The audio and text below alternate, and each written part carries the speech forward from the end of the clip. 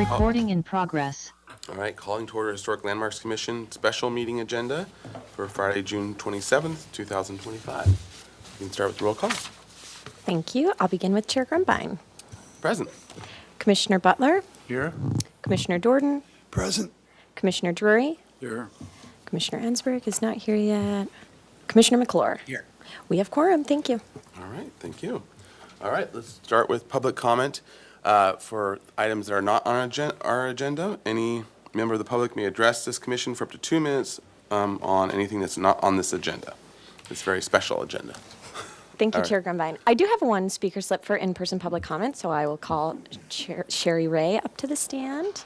But if anyone else in the room would like to speak under general public comment, they can fill out a speaker slip along the far wall and give it to me, and I'll let you start. There we go. Good morning. Thank you for allowing me to be here this morning.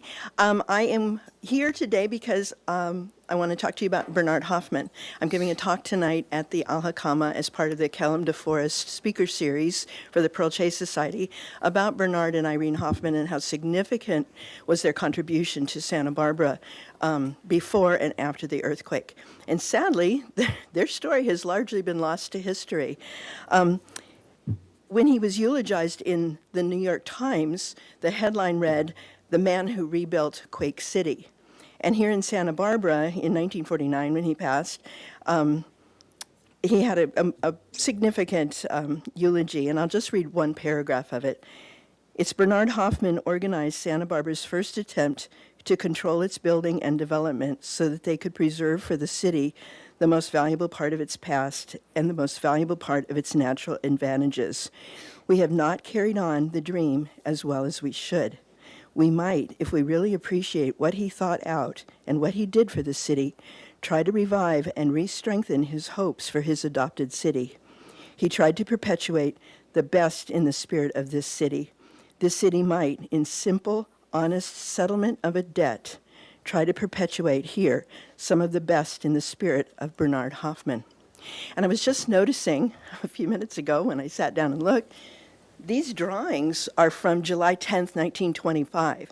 That was the day before they had a huge gathering of 75 local individuals to talk about what was going to happen after the earthquake. And Bernard Hoffman, on the headline the next morning, was the person who led the rebuilding efforts. He was very significant. And this leads me to, once again, I'll just bring up the idea that we really need to have some sort of a Department of Historic Preservation in the city to keep these stories and the actual truth of what has happened here keep going. And you know how much I love Pearl Chase, but unfortunately she got an awful lot of the credit that's really due to Bernard Hoffman. Thank you. Thank you. Thank you. Thank you. With that, I don't have any more speaker slips for in-person public comment. We don't have any participants online either, but I will acknowledge that we received written correspondence from Lisa Knox Burns, Jeffrey Brown, G. Donald Chandler, Annika Dahlin, and Naira Sogbatian. And I will give it back to you. All right, thank you. Mr. Chair. Yes. I have a request regarding public comment. We received a note from Lisa Knox Burns, which had very specific observations regarding the scope of HLC's review in connection with builder remedy projects. And I would ask you to ask city staff, city attorney, at some point to give us some help, perhaps a briefing on the specific points raised, just in case in the future we ever receive a building remedy project. Okay, thank you. Okay, I'm sure we can get that. Do you have your name? Yep, we good. Thank you. All right. Okay, so let's go on. If we don't have any more public comment, let's close. Are we good for the online check too? Okay. Let's close public comment and go on to item B, approval of minutes of Historic Landmarks Commission meeting of June 4th, 2025. So moved. I heard from Commissioner Drury first. Do you want to second it? All right, Commissioner Butler. All right, great. So with that, is there any, under discussion, are there any edits? Good morning. Sorry to be late. Thank you. I think it was this one. It was the Providence School, was that on this one? No. Or is that a different one?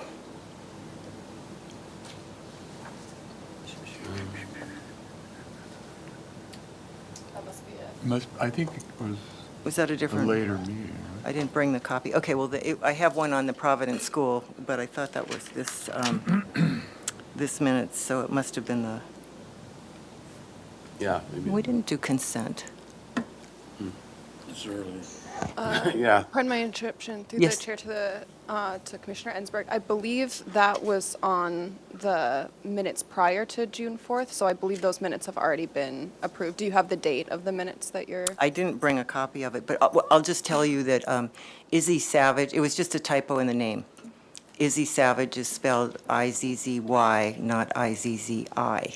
So I believe those minutes have already been approved, but feel free to email your correction to the commission secretary, and if we can still incorporate it into the final minutes, we will. Okay, My notes show that was the meeting on 5/21, was it? and Okay, it was item 5. okay, thank you. 4, sorry, 4. No. You have such good note takers. That's all I do. Thank you. All right, great, thank you both. Okay, so if there's no edits, I'll call for a roll call vote for approval. Thank you, Chair Grumbine. I'll begin with Commissioner Butler, Yes? Commissioner Jordan, Yes, Commissioner Drury, Yes. Commissioner Ensberg, Yes. Commissioner Lenvik, Yes. Commissioner McClure, Yes. and Chair Grumbine. Aye. Motion passes. Thank you. All right, thank you. All right, so now item C, approval of the minutes of the Historic Landmarks Commission consent meeting of June 4th, 2025. So moved. All right, good. Motion and a second by Commissioner Drury. Under discussion, any edits to that? Okay, not seeing any. Let's have a roll call vote for approval. Thank you. I'll begin with Commissioner Drury, Yes. Commissioner Ensberg, Yes. Commissioner Lenvik, Yes. Commissioner McClure, Yes. Commissioner Butler, Yes? Commissioner Jordan, yes, and Chair Grumbine. Aye. Motion passes. Thank you. All right. Thank you. All right, on to item D, announcements, requests by applicants for continuances and withdrawals, future agenda items, and appeals. yeah. Thank you, Mr. Chair. Staff has a few brief announcements this morning. I'm going to start with a little tutorial on reporting violations on the city website. As some of you have reached out to staff and we're unable to file enforcement cases or violation investigations for members of the public. So I just wanted to go through that with the commission so you all know how to do that on your own. So if you go to the city's website and you put in code compliance in the search bar, it'll take you to this page. Then if you scroll down to report a violation, you can either download the SB Connect app or you can submit via the city's SB Connect webpage. So if you go there, you're going to click on this button right here that is requests, create a request, and then you can either log in or you can create anonymously. So if you create anonymously,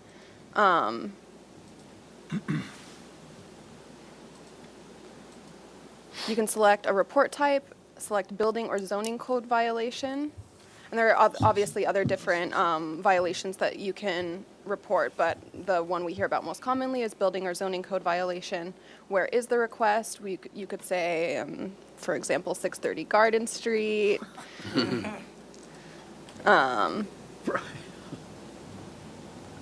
And then it'll allow you to confirm and then tell us more details. You can say, or type of violation, No coffee? zoning violation. No coffee on a morning meeting. Staff did not provide coffee. Even though we know it's in the cupboard there. And then you can leave all of this blank if you don't want to include your personal information. You hit done. It gives you the option to add photos or videos. You can click this button to keep it your request private, and then you hit submit, and that'll be sent to our code enforcement staff.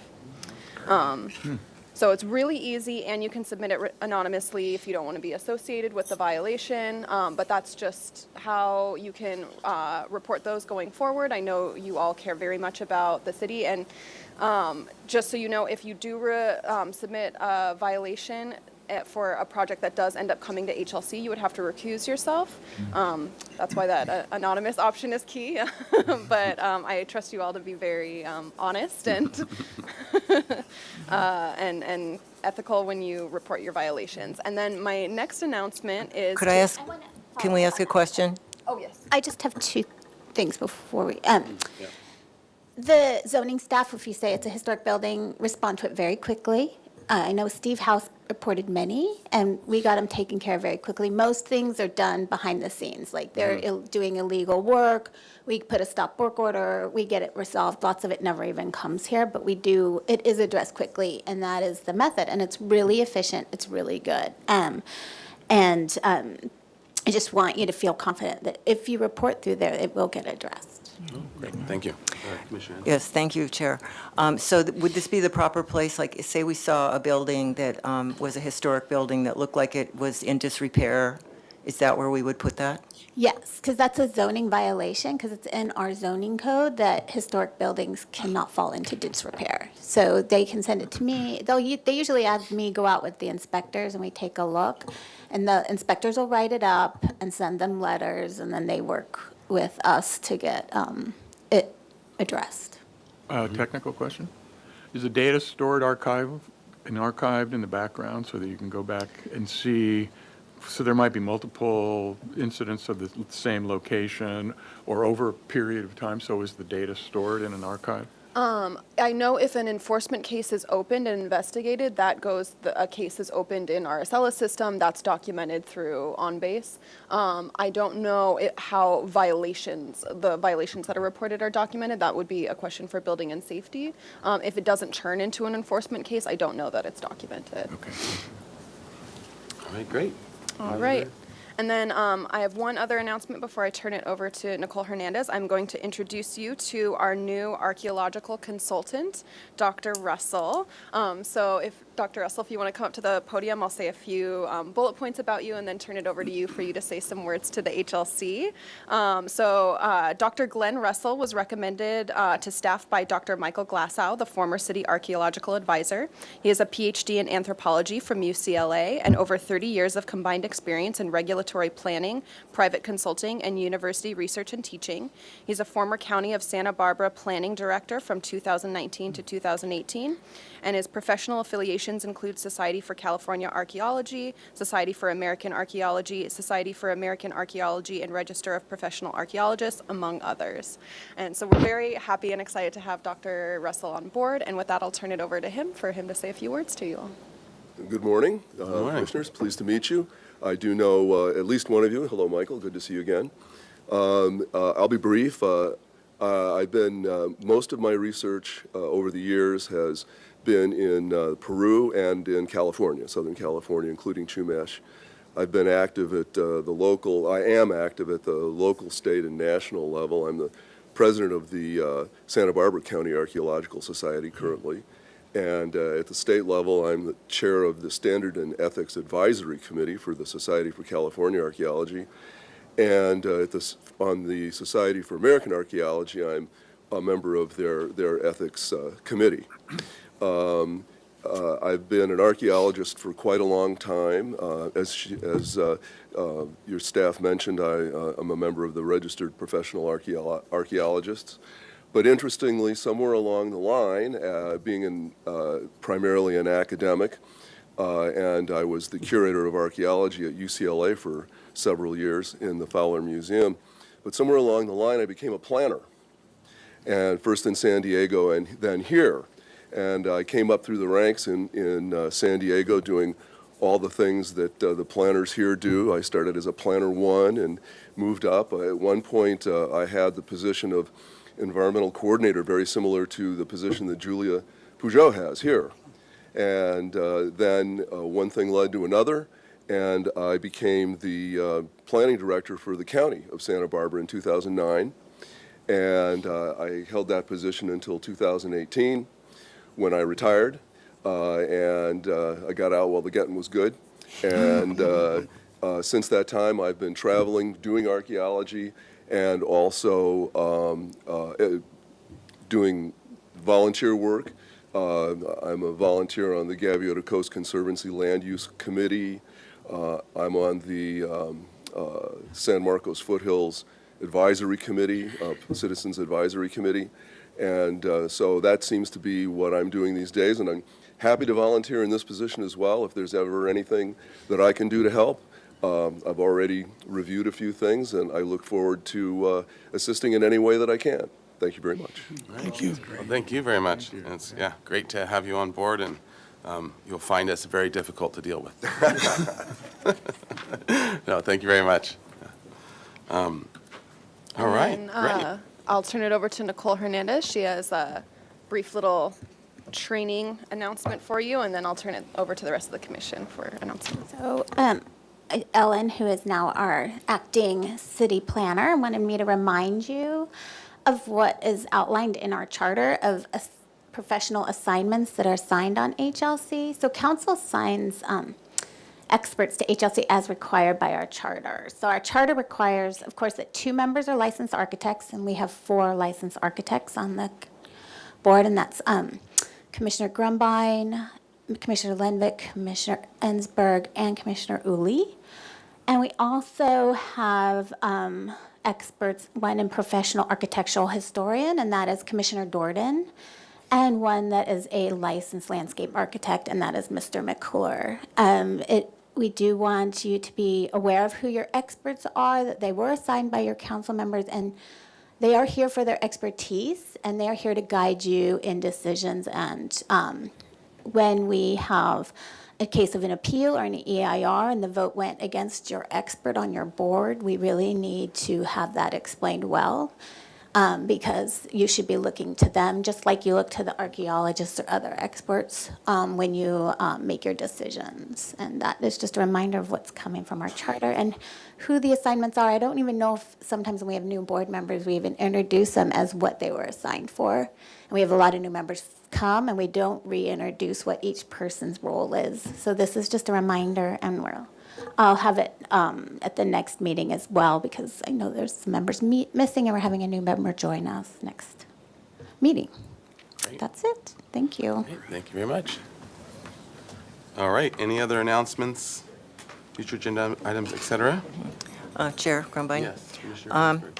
I would like to request a agenda item to discuss the responsibilities of HLC as a group, kind of based on that letter that we received from the gentleman, and also in light of Title 31 and other communications that we've had in the recent past, just to have a general discussion amongst ourselves about what our responsibilities are and if they're being limited in some way that we're concerned about.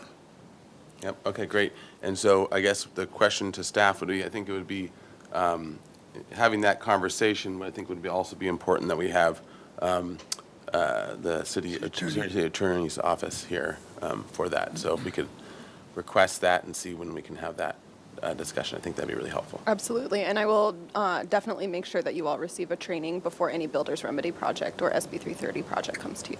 Okay, great. Thank you. Mr. Chair, Yes, Commissioner Burton. general announcement. June the 29th, Sunday, marks the 100th anniversary of the 1925 earthquake. And there's been a very broad community-wide alliance known as EQ25 that has come together to program events and lectures to commemorate that event. Many members of this commission have participated actively in that. This Saturday, from 1 to 4, 12 to 4, there will be a street festival on the 1100 block of State Street that will include educational as well as recreational activities. And then Sunday, the actual centenary, there will be an interfaith service at beginning at 2 o'clock on the steps of the old mission, which will culminate with the tolling of bells across the city to commemorate the 11 who died in the earthquake. Hopefully, that will happen at 3 o'clock. Okay, great. Thank you for that announcement. And then also tied to that, that for the EQ25 in the evening, there's Commissioner Uli is spearheading through the AIA talk at the Libero Theater, and with a symposium of a couple of panelists. I'll be one of them, and a discussion on things of the earthquake and what it has done to our city. Yeah, there is a website, eq25.org, which has been established, which is a kind of clearinghouse for all of the programming and events related to this community-wide celebration. And I really want to emphasize that it's a very broad range of community groups. This is really a moment of the city working together.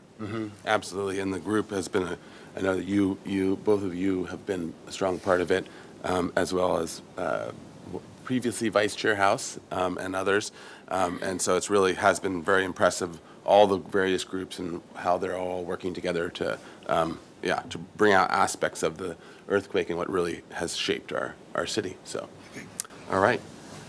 Okay, thank you. Any other announcements? We have a lot to announce today. Okay, subcommittee reports. So anything from signs, designations, State Street Advisory, Plaza de la Guerra, Objective Design Standards, State Street Interim Working Group, or others? Yes, Chair Grumbine. Well, I have a couple things. First of all, on designations, what would be the proper procedure to move? I know Commissioner Uli is the person responsible for this, but I feel that, should I speak to him or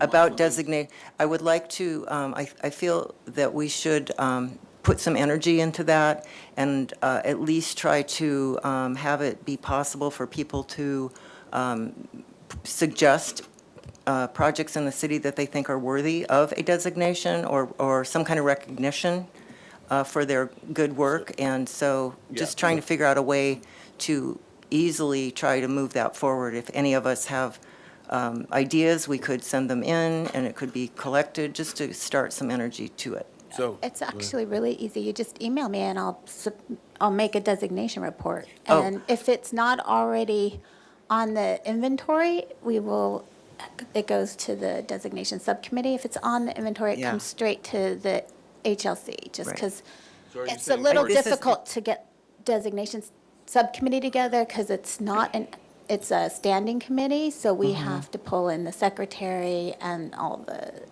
of this that you see here. Yeah. So it is not the easiest meeting to pull together for the staff, so we will put them together. But, I mean, at the last meeting, we had 3 designations. The owners just called me and said, I want to be designated. If our ordinance says any commissioner anytime can request one.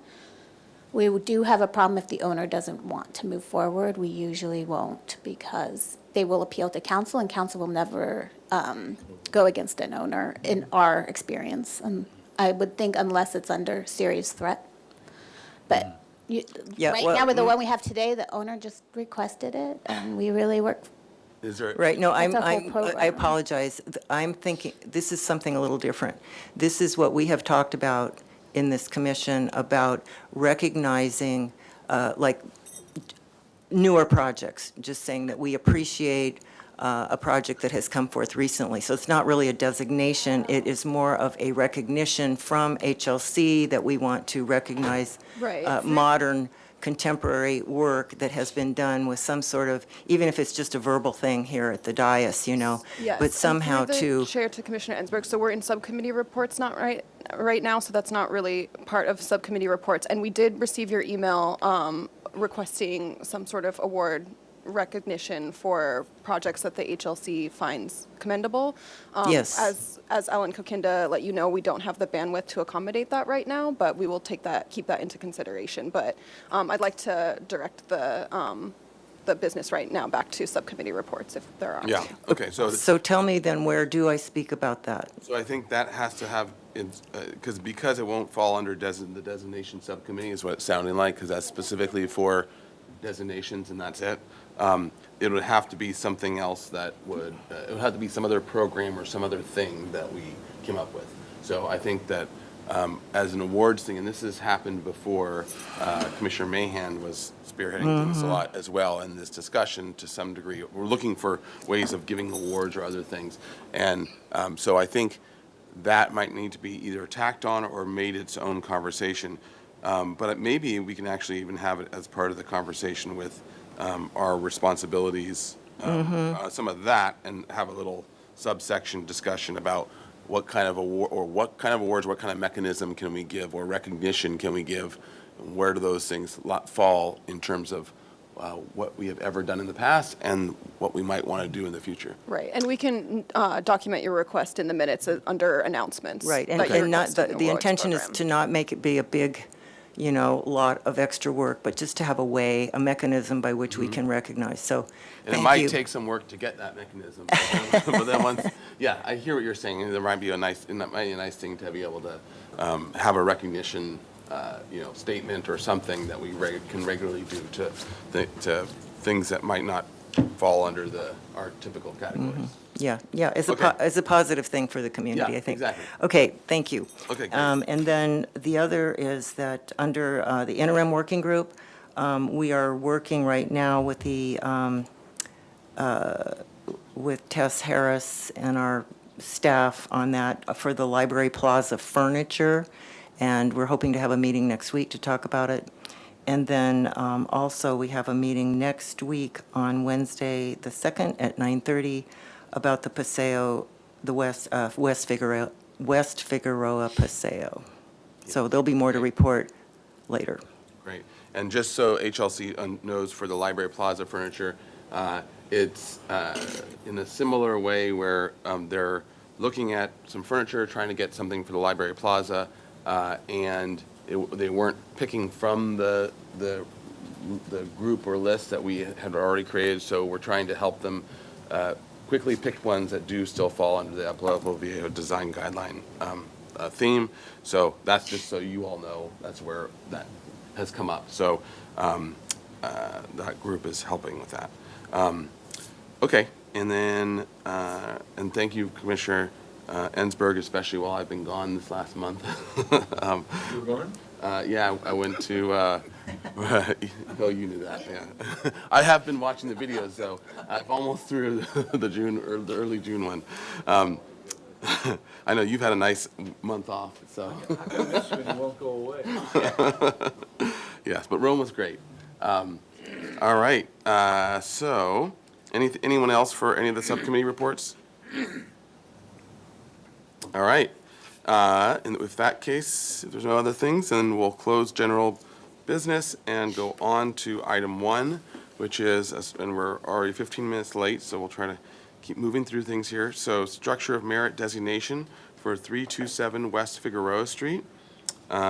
This is a request to adopt resolution 2025-11, designating the transitional folk Victorian cottage-style residence constructed in 1903 a historic structure of merit. So, all right. So I'll do the criteria presentation, then the owner's here and has a short presentation for you as well.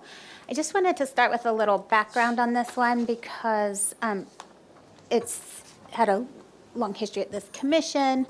It was listed on the Historic Resources Inventory and California Register of Historic Resources in 1978. And then when we were doing the mass designations, I had an intern. They used the 1978 survey form and did a survey, and it came through in a mass bunch. And the commission looked at that on December 8th, 2021, where they reviewed the property and voted to keep it on the inventory 4-3, but not fully designated at that time. Now, the house has a new owner that would like to pursue designation at her request and is undergoing restoration of the house. And since I revised the report, and now we have so many more resources available to us about the history of the houses and styles. There's a lot that was incorrect from the 1978 to now that I want to address, and I'll address that through the criteria because I found a lot more information than was previously known. So just to orient you, this is on the 300 block of West Figueroa over by Castillo Street, between Bath and Castillo. And here it is one of 3 of a triplet set. They're all these hipped roof little cottages, and they were constructed in 1903. The former report said 1912 or 1908. It had all sorts of dates, but here you can see we found that it was 1903, all three of them, and here you can see all three in a row in the 1907 Sanborn map, which also illustrates how well built out this whole block was by 1907. And most of those houses are still there. The three across the street, 322, 318, and 316 are all on the inventory, and 318 is actually a structure of merit. So you have a really intact streetscape, which is a really nice setting to have for the setting of small cottages. So I'm just going to go into a little environmental setting. It does sit in West downtown neighborhood of Santa Barbara. The streets are a grid over here, separated by the street by a street lawn. And the West downtown neighborhood is one of the oldest in the city, developed with commercial, multifamily, and single-family residences. It really boasts a wide variety of architectural styles, and as I noted, this block in particular is characterized by one-story late 1800s and early 1900s cottages with small front yards. And as some historic context, shows some of the triplets together. It's this neighborhood really grew because of the completion of the railroad in 1901 and the expansion of Santa Barbara's tourism economy, particularly following the opening of the Potter Hotel in 1902. New employment attracted workers to the area. As a result, Santa Barbara's lower middle income neighborhoods, including West Downtown, experienced rapid growth between 1900 and 1918.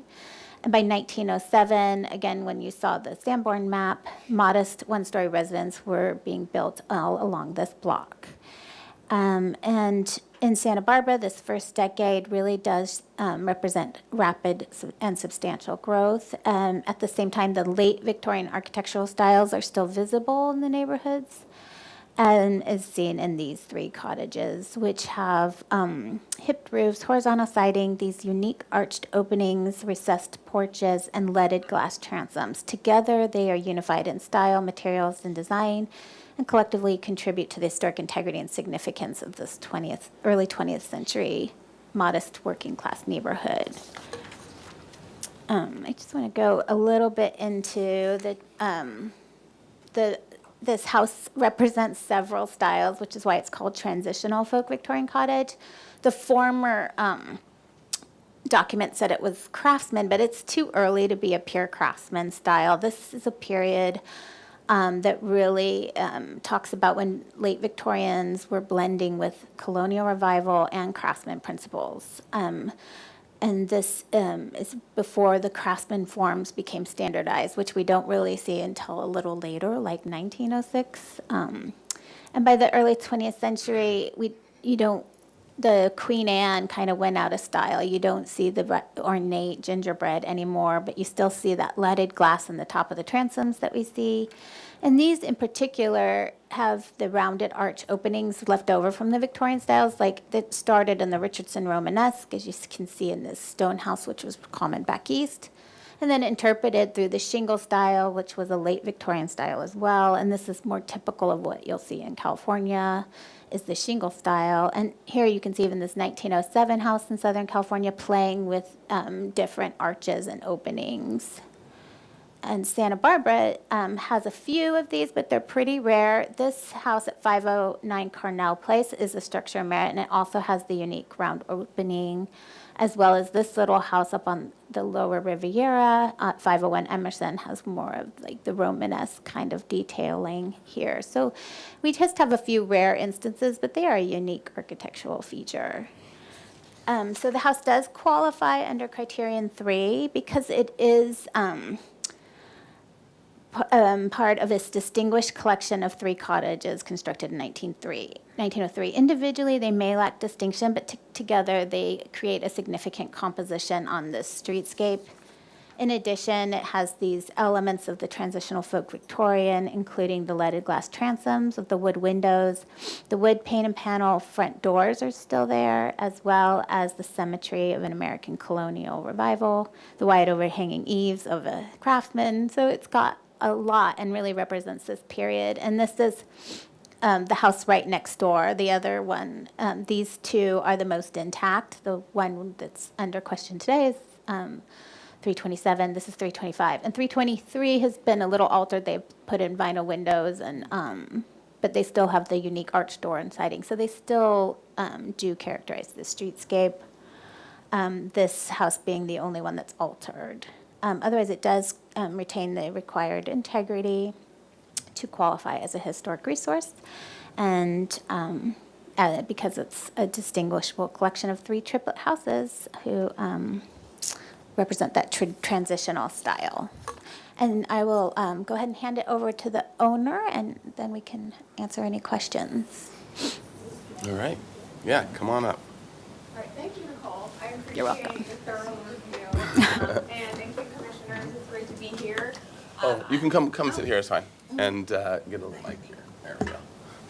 All right, thank you, Nicole. And if you could tell us your name Yes. for the record. My name is Jessica Brown.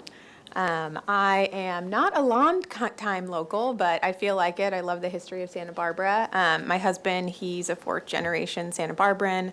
I love everything nonfiction and history, so I'm very much into restoring and keeping the charm and beauty of Santa Barbara alive, which is why, 1, it attracted me to purchase this duplex, and then 2, once I found out it was in 1978, on the historical reports, I wanted to dive in and learn what exactly does that mean. And so let's go for it. And yeah, I thought that I would come and present and get it historically designated as a site of merit. So let me get into it. There's 3 things I wanted to cover. First, intro and approach to how we're going to restore the house, the projects that we've already done. I've only had it for 3 weeks, so not too many projects. And then the next steps. And then also for fun, I'm in the tech industry. I work for Google, and I'm really into AI and creative projects. And so this is an AI-generated image. I don't know if anyone's ever played around with AI, but I thought it would be fun to take away, the vinyl fencing and then just put in a horse and carriage, because they had those around that time period. And then this is taking the video and taking the picture and then making it animated. So it's just fun things that you can do. I thought that might be interesting from a historical perspective if you guys wanted to ever try that. Okay, so we have a commitment to preserve and restore the integrity. I think the report was really thorough and covered the elements that justify the designation. Some of the projects that we've already done in the last 3 weeks to restore the fixtures or the handles for the doors are brass, and so they had decades of paint. It's like any of the houses in Santa Barbara. It's beautiful, but it's a diamond. It's like a diamond under the rough. So just scrubbing that off and taking the time and care to do the proper varnish removal and paint projects and sanding. So done that to the handles, fixed the window that is I guess the centerpiece of the house that makes it super charming. And it was, painted shut and inoperable. Now it works. And it's beautiful. And you can have the beautiful Santa Barbara breeze come in. And of course, the wood floors are original. So much character in those floors. And so we're going to be really delicate as we restore them. And then future projects to restore. These are my kids, my workforce. Put them to work. Of course, external paint for the home. There's quite a bit of damage from subterranean termites and drywood termites, which is super common in this area. So restoring the wood as well as treating the termites. And then the external paint and trim and siding and porch, just to really make all of those special details pop. And then we were thinking of replacing the vinyl fence in the front, because I know that isn't, classic to 1903. They didn't have vinyl. And then also there's an invasive bamboo on both sides. And then we just internally wanted to, add some additional charm around wainscoting and making it seem more appropriate to the time period. So then in terms of next steps, we did our research. We have our proposal. Thank you, Nicole. And then I think this is the decision with the committee. And then I know I need to apply to the Mills Act, and then we'll really start and get going on our restoration. So thanks for your time. I appreciate it. Great. Thank you. Thank you for the presentation as well. Got it. Yeah, I think it's our first AI generated, and we'll We'll make it- Yeah. we'll now designate a street, so it's only good for horse and carriage. All right, great. So with that, we can go now to public comment. Thank you, Chair Grumbine. At this time, I do not have any speaker slips for in-person public comment, though if anyone in the audience would like to speak, they can come up to the podium at this time. But I'm not seeing any movement. We do not have any participants online, and we didn't receive any written correspondence for this item, so I'm going to give it back to you. All right, great.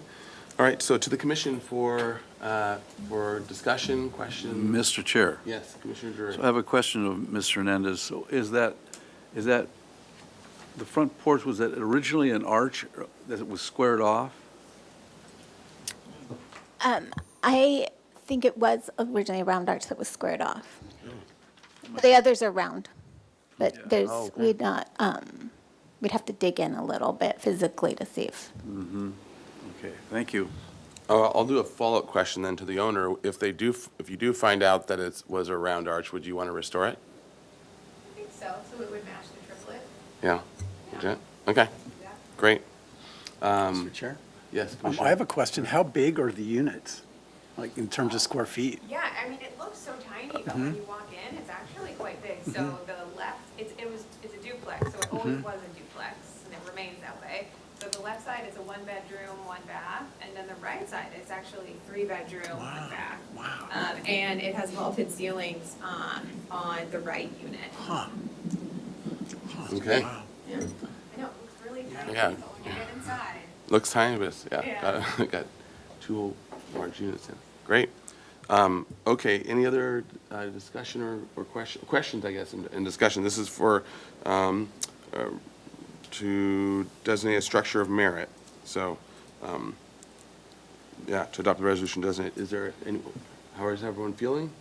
Feeling, Mr. Chair, yeah, these smaller houses that are not grand but are homey and really important to the historical fabric of Santa Barbara in the early 1900s, I think they need to be protected. I would support the structure of merit designation. and especially as well as this, as a group, this is, it makes even a stronger case for, is everyone feeling, okay, great. So does anyone want to make a motion to adopt the resolution 2025-11? So moved. All right, Commissioner Jordan. Second. I heard Commissioner Butler first. You got to be faster these morning meetings. Okay, we have a motion and a second under discussion. Any further discussion? All right. Roll call vote, please. Thank you, Chair Grumbine. I'll begin with Commissioner Jordan, Yes. Commissioner Drury, Yes. Commissioner Ensberg, Yes. Commissioner Lenvik, Commissioner McClure, Yes. Commissioner Butler, Yes? and Chair Grumbine. Aye. Motion passes. Thank you. All right, thank you, and thank you very much. I'll send you your certificate and your resolution. Yeah, thank you very much. All right. Yeah, keep us posted. Yeah, yeah, I'm happy to come back. yeah. Maybe another AI-generated video. More advanced. Sounds good. Great, we'll take you up on it. All right, we're on to item 2. This is a new item for concept review. This is 1315 Alta Vista Road. It's contributing historic resource in the Lower Riviera Special Design District.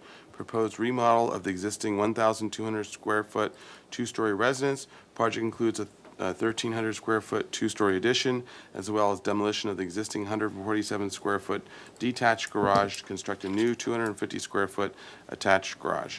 Minor zoning exceptions are requested to allow 3 new windows in the northwest interior setback and an increased height to the garage from 9 feet to 11 feet. No final appealable action will take place at this meeting. Project compatibility findings, major alteration findings, and minor zoning exception findings will be required for project design approval. And then there was a historic significance report as well. So welcome.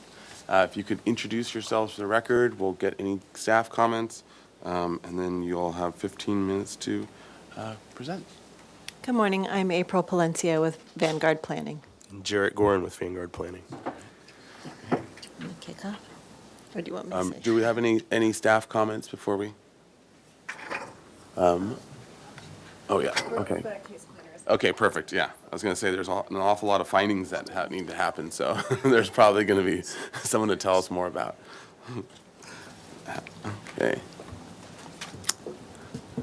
right, and you might need to borrow a mic, or borrow Nicole's mic.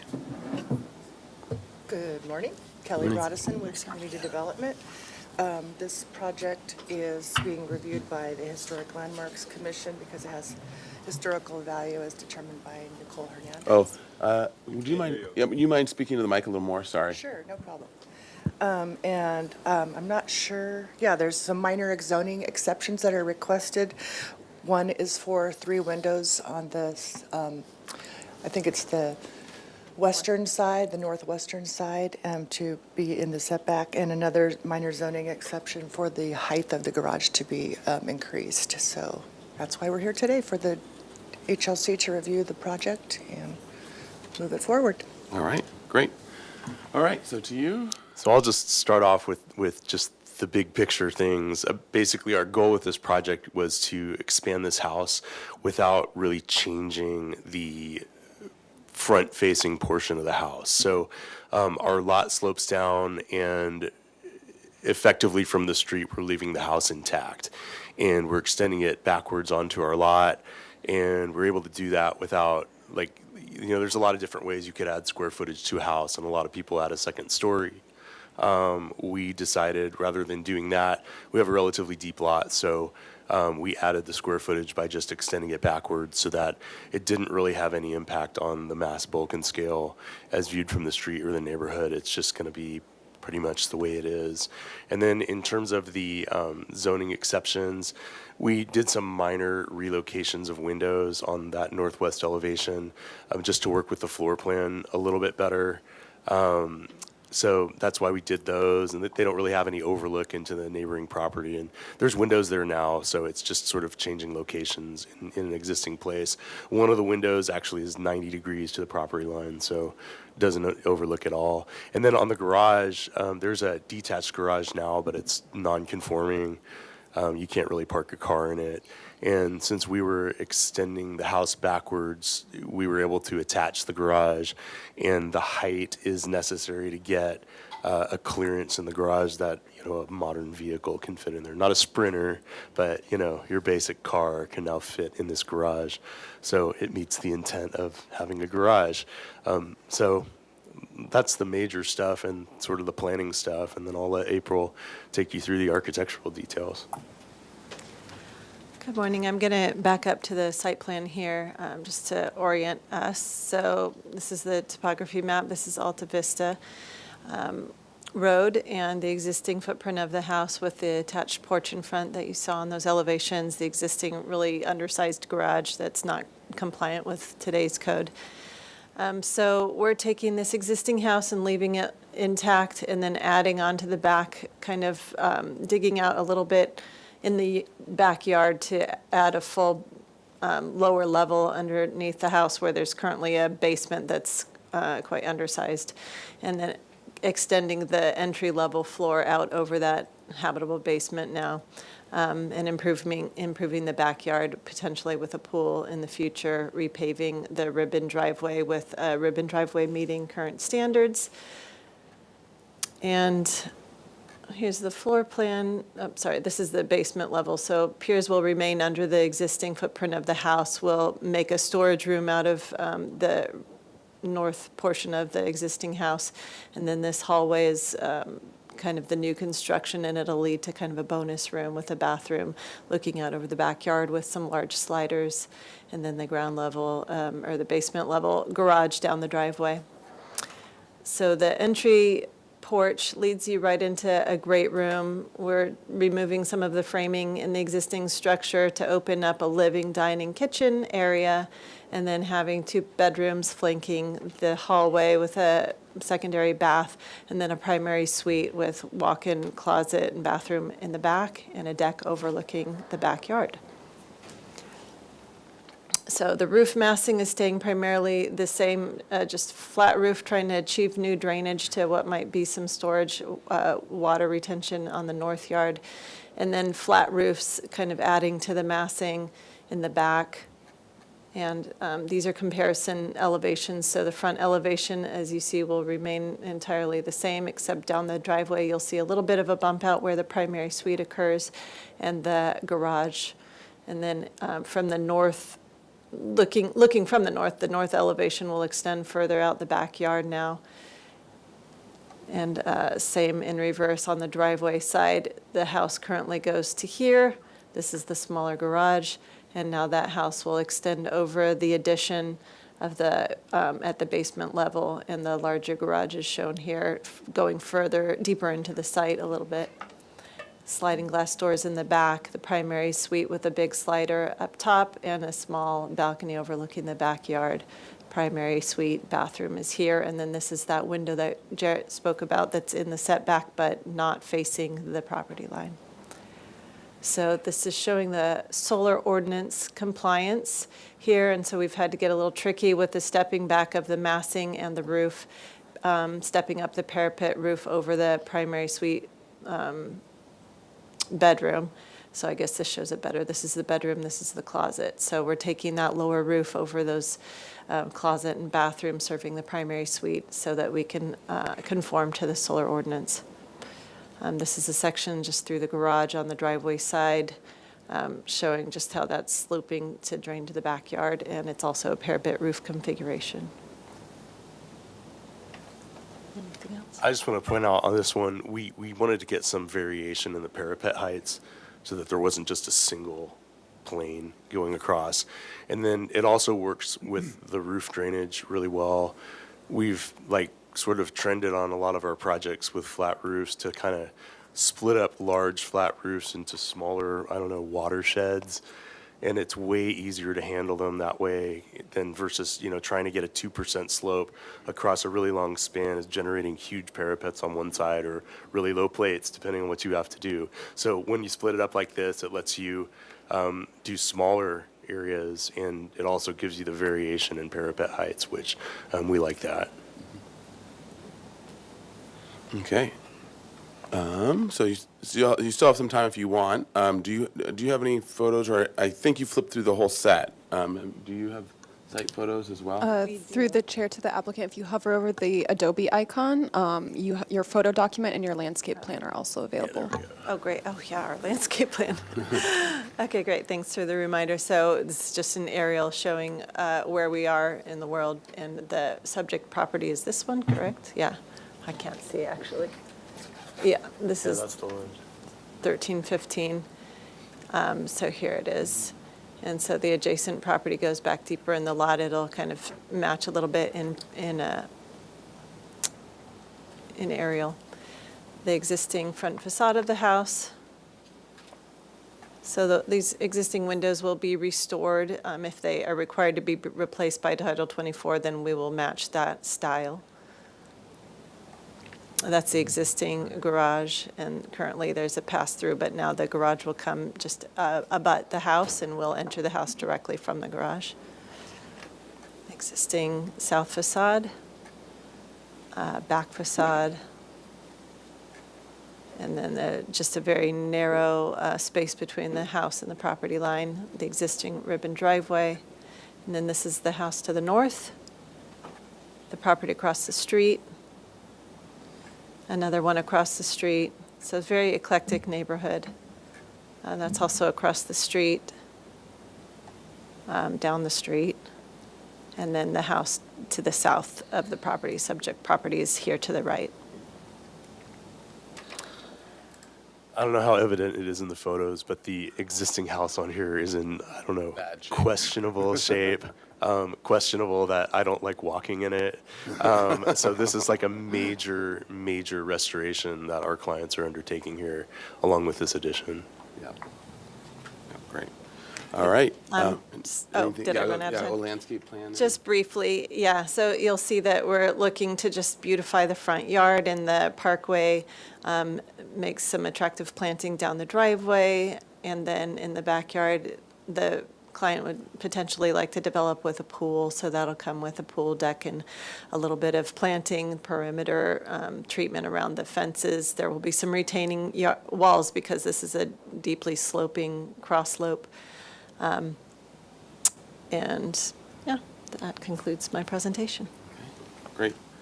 All right, so then we'll go to public comment on this item now. Thank you, Chair Grumbine. At this time, I do not have any speaker slips for in-person public comment. would you like to speak on this item? Then you can come on up to the podium and I'll give you a speaker slip after. Please make sure to state your name and your, do you guys prefer the address? Okay, just your name. Hi, my name's Dermot Downs. I live at 1321, which is just north. We moved in about 5 years ago, and we're actually very excited that work is going to be done because I'm sure through history you can see that this house has been cited many violations, and the roof was just exposed, the water was raining into it. The owners live at 1311, so they'll have two side-by-side houses, so they'll be there to do the work hopefully as much as they can. But when the demo started, there was a rodent infestation like all through the neighborhood. We spent thousands. We had rats the size of cats like running into our house from under, so we spent thousands to screen and deal with the whole house. So we're glad that work is going to be done to it, but like you say, it's going to be massive because it didn't even have a roof. So we're concerned with the length of time because it's probably not existing posts. You're going to probably having to re-support the whole ceiling. And I'm just curious on the north side, which borders our property, the storage room is part of the existing house, or is that an addition as well? Because that's still on the same probably 18 to 20 inch setback, which is, so I guess the house is being grandfathered in at that because there's probably not room for a fireman or anything if there's safety issues. So our yard would be the access.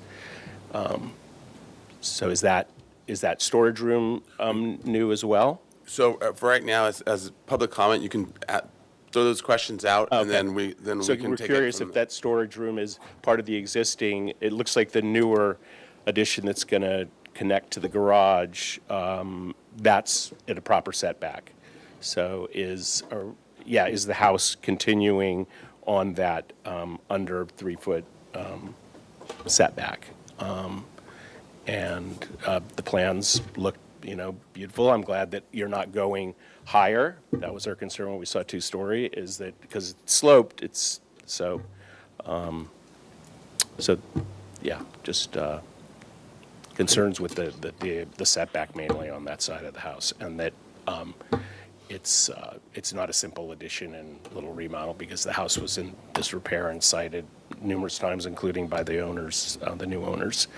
Okay, great, thank you. Thank you.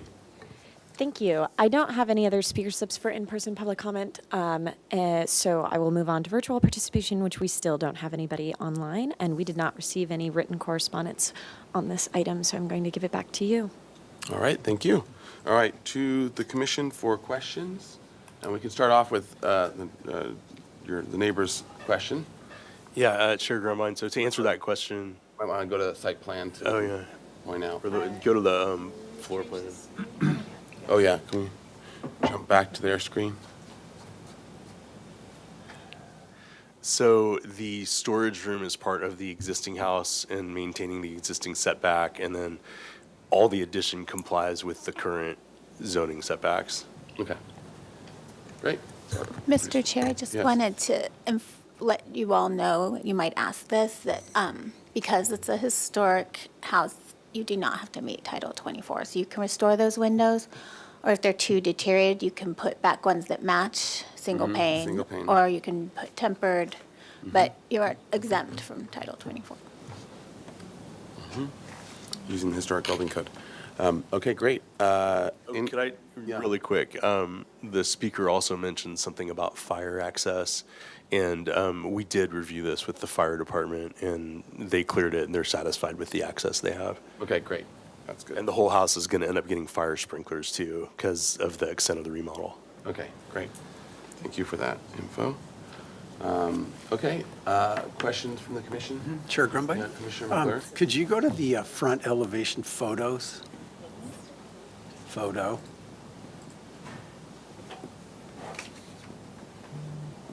Yeah, there it is. Do you have any plans to, the two columns in the front meet the big beam there? Do you have any plans to kind of make that look better? Or do you know what it was too? I'll add to that. Like, it looks like that has been messed with. And it looks like those have been thickened at some point. The columns were in the top portion, wasn't ever thickened to meet them, is my guess. But I don't know. It looks like they've been mucked with. Messed with, a technical term. Yeah. We'd be happy to reduce them back so that they align with the headers and the width of everything behind it. Okay. All right. But do you have any evidence of what it was before, or no? No, we don't. Okay. All right. Commissioner McCurdy? No. Is that your? Okay. Other questions? Mr. Chair? Yeah, Commissioner. Could you go to the north elevation, please? I just have a question about the windows, and it may just, the window sizes, and it may just be, so are the windows all the same size? Because if you notice the existing and proposed, the proposed looks smaller, lower down on the, it's a question. Are the windows going to be the same size? They are. It Yeah, just it must just be visually, a I think it's graphic. I just- think it's appearing darker on the right Yeah, side because the computer represents new as dark, so Okay, yeah, I thought.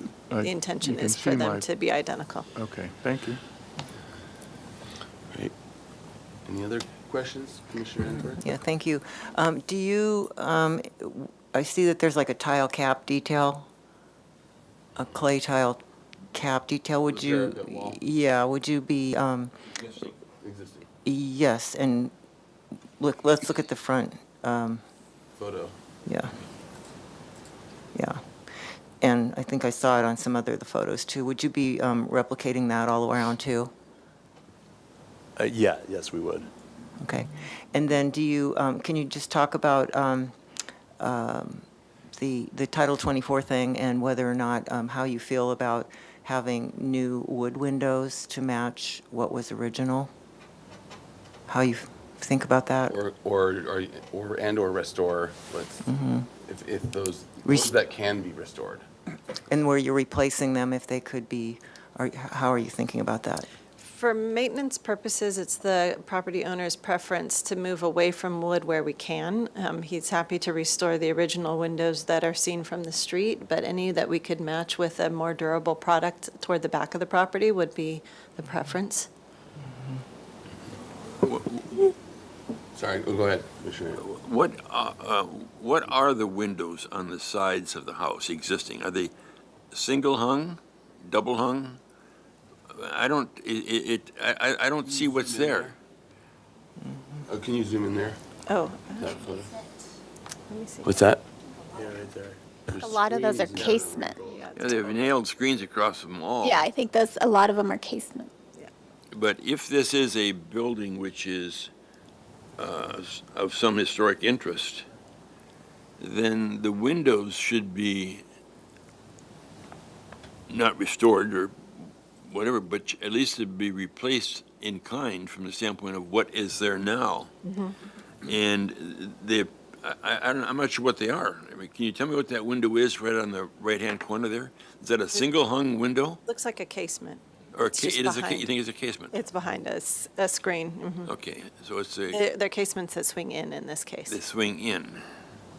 It's what's left of the casement that swings in.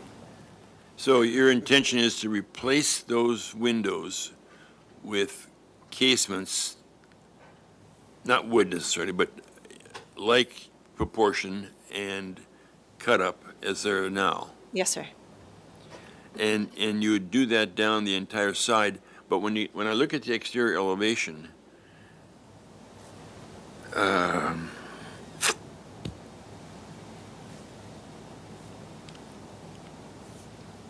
and you go down to what you pay, 2.1. What is that? That's southeast elevation, you call it. Mm-hmm. The new windows that are being proposed in the back there are casement, but their proportion is significantly different than the casement windows that are on the existing front portion of the house. Why wouldn't you be matching the proportions and shape and such of the new windows with the old, to the old? It was the client's wish to have less mullions and just have a single swing casement. Okay. Oh, So, yeah, go ahead. and one more question on the windows. Going back to that picture we were just looking at, it looks to me that there is that it's this, two lights over a single. It's broken up on the top, which I think is really beautiful. I'll save comments, but so just are all of the windows like that? Have you looked at them all to see if they all have that same detailing, or is that just the detailing around the fireplace because that's the living room? They're not shown that way in your existing, yeah. I would have to site verify. I'm not sure that the windows further back on the house have that detail. The ones on the front and the ones that are on the two corners of the front, because that's like the Special. that's the living room where Yeah. they wanted to spend the money and get the bang Right. for the buck, I guess, when they built this place. But the rest of the windows, I think they're just casements. So that would need to be, let's go into look into that, yeah. But the rest of the windows are a vertical proportion to them. So let's have the conversation in comments and discussion and give them direction for it of what we're thinking. I think your question was good, is like the why they're different proportion or don't have muntins, and the answer was the owner wanted to not have muntins. But I have similar feelings. I think we can just kind of talk it through and just give some direction. It sounds like you guys are going to be open to that, some feedback. Okay. Any other questions before we go to comments? Yes, Commissioner Jordan. In your presentation, you were talking about roof drainage, and then you said it might lead to a water storage. And I'm just curious what you're thinking about water management and water storage is.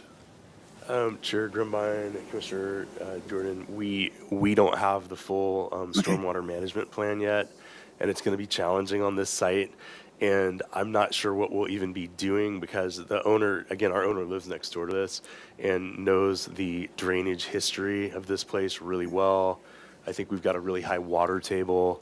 So we just don't know exactly what we're doing yet. What I guess the simpler answer is we're able to lead all of our drainage off of the roof into places where we can intercept it and put it into stormwater management, but we just don't know where the stormwater destination is going to be. That's fine. To be determined. That's fine.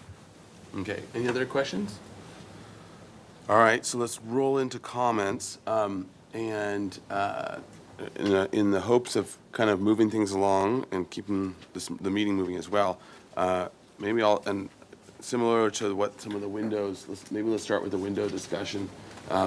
So I think, and I had sort of a similar thought, the proportions are vertical, but they're not the proportions of the existing windows. And there's probably a simplification as you go to the back of more complex windows and fancier ones up front, more simpler in the back. That's pretty typical. Would our general direction, and this is, was not, we can't make any appealable action at this meeting anyways. So is our general direction to them to match proportions and muntin divisions of the windows as appropriately going around the house. So the simplest window types that you have, you can use those on the back or wherever, and then restoring and replacing with the same divisions, the ones in the front and the muntins that are there, and just sort of following those patterns and proportions and then let them come back to us. The other variation of that would be if we were okay with not having muntins as well, then that could be, we can give them that direction. And then the last one was going to be on the materials. The other general direction of restore if you can the wood windows or replace in kind for the front, at least for wood. And then typically we would approve clad for a more durable product, but not vinyl clad, but aluminum clad wood windows as a way of matching, which is our pretty typical standard if people want long-term lasting, and we don't think it's so important that this has the actual wood as the thing. So Liz, with that, let's hear what everyone has. Commissioner Ensberg. Thank you, and yeah, thank you for this presentation. And I guess I just want to say, in big picture, I used to live over on Salsa Puede, so I had a house very similar to this that had the two windows on either side of the fireplace. And that house wasn't in great shape either, but we did a lot of work to it, and just, it's incredible, beautiful house now. So I think that this house also has, a great potential with just putting, a few moves, just kind of putting it back together, restoring what has, not been taken care of. I think this can be a really very sweet house, and very thrilled to see that that they're taking it on. So, and I think that part of that is doing everything the way it was before. So I would really urge you to do the wood windows and to do the breakups the way it was before, and match everything as much as possible the way it was. So, and I would also, people like to say durable, that, these newer products are more durable, and I would argue that they aren't necessarily. They do also have to have, they can oxidize, they can, and some of them cannot be painted. If you have a fiberglass or a aluminum, whereas wood, you can come back to it. You can come back to it, you can fix it, and it can be, it lasts for a very, very long time. So I just would like to make that comment. Everything on this planet requires maintenance. So anyway, really want to acknowledge you for doing this, and the owner especially, and that I think this can be a really, really, just turn completely 100% around. Great. All right. Mr. Yes, Chair? Commissioner Drury? Yes, I agree with Commissioner Her. Thank you. Ensberg, I'm sorry. I was trying to formulate my mind.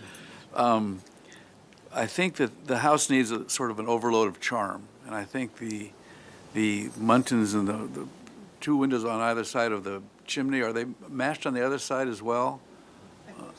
So I think that would, you don't need to have them all the way back, but I think that would be a really charming thing to do. The front windows and those two side windows, I think, are really an important, from the street, actually.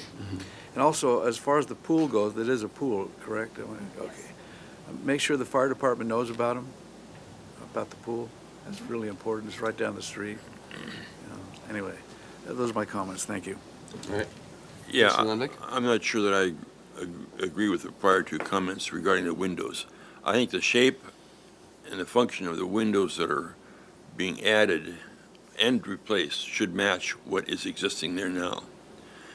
Since this building is not a structure of merit or a particularly desirable building, I don't have a problem with modern finished window systems as opposed to wood. I understand that, you consider wood can be maintained, but it's not. And you don't need to have the same kind of maintenance when you have, a metal finish window or a vinyl finish window.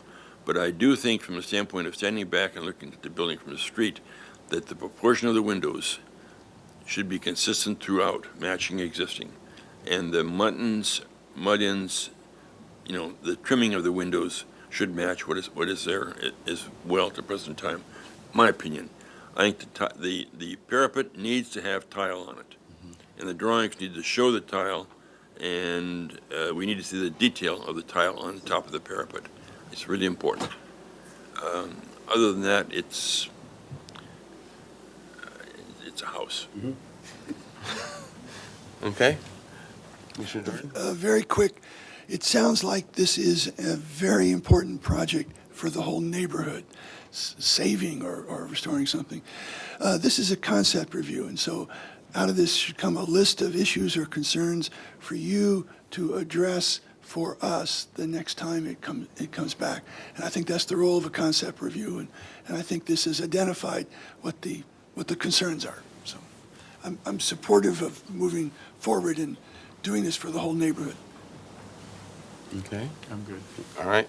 And I'm going to assume, and Commissioner McClure, I have something. If we could for go it. to the landscape Yeah. plan, please.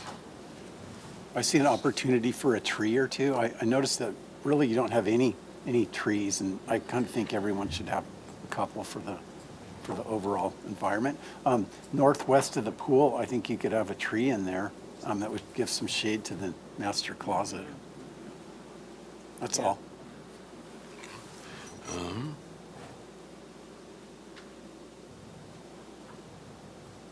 Okay. And then I'm also not, I'm not hearing any issues with supporting the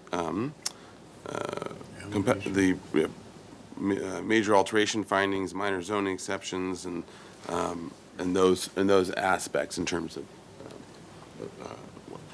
what it's asking for exemptions for. So I think sounds like everyone's generally in support of it. Okay, so let me try One last thing, that I think, you've got this potential pool in the back. I really believe, we are always concerned about what does it look like from the street, of course. But I think that for the owner, just having this really nice, very simple building with beautiful windows and well-proportioned, as you move around the property, I think the whole thing is important, not just the front, that it should feel, like a place you want to be as you move around, not like, oh, we did the nice windows here, but now we just have these other ones back here. So I think the whole composition is important. And yeah, I think you're going in the right direction. Appreciate it. Okay. So let me try to summarize. So this is for comments, knowing that project compatibility findings, major alterations findings, and minor zoning exception findings, and will all be required. So going towards those, so we'll start with the first comment is that we thank the applicant and the owner for their care of this historic resource. And we are strongly supportive of the project and the direction it's going, and we think it'll be a great addition to the neighborhood, or a great improvement to the neighborhood. And so we are very supportive of it in general. And we also find that the mass bulk and scale of it is appropriate. I think that everyone seemed to agree on that in terms of the single story and then dropping down just for the lower story just on the underside. So we're finding that's appropriate. And in terms of coming back for further design review as you come back, these are the following things that we especially want you to focus on for review and revision. So for the doors, and I'm going to include doors in this because I think that it'll follow similarly your sliders and systems and all that. I think the general mode of doors and windows to have the proportion and functionality in general, and there might be some exceptions and for certain reasons, programmatically or otherwise, but in general, throughout the whole building should have matching the existing proportions and divisions. And so of what is the original doors and windows as much as possible. So that's the sort of just general directive. I think in terms of the materials, both identifying the front being the most important, but not the only important part, but the most important part for restoration of existing doors and windows. And for being as close to in kind of a material as, that's very important. And also knowing that you can use the historic building code so that you don't have to have things like dual pane and others. And then I think there's a mix, but in general, our rule for HLC is, for buildings like this would be wood is the most preferred, like for like in terms of the building and that. But we do also accept clad, not vinyl clad, but aluminum clad, and at some times, but it's been a struggle, and we're divided on vinyl, or not vinyl, sorry, fiberglass. So that's its own. That'll be contentious if you come with fiberglass. There'll be a split. So that's just sort of as a general note for the doors and windows. So having muntins as appropriate and for this historic structure. And then the entrance to look at, try to find what it was originally, if you can match that, or just to make the columns and the plaster beam above plane out on this, make them plane out in one way or the other.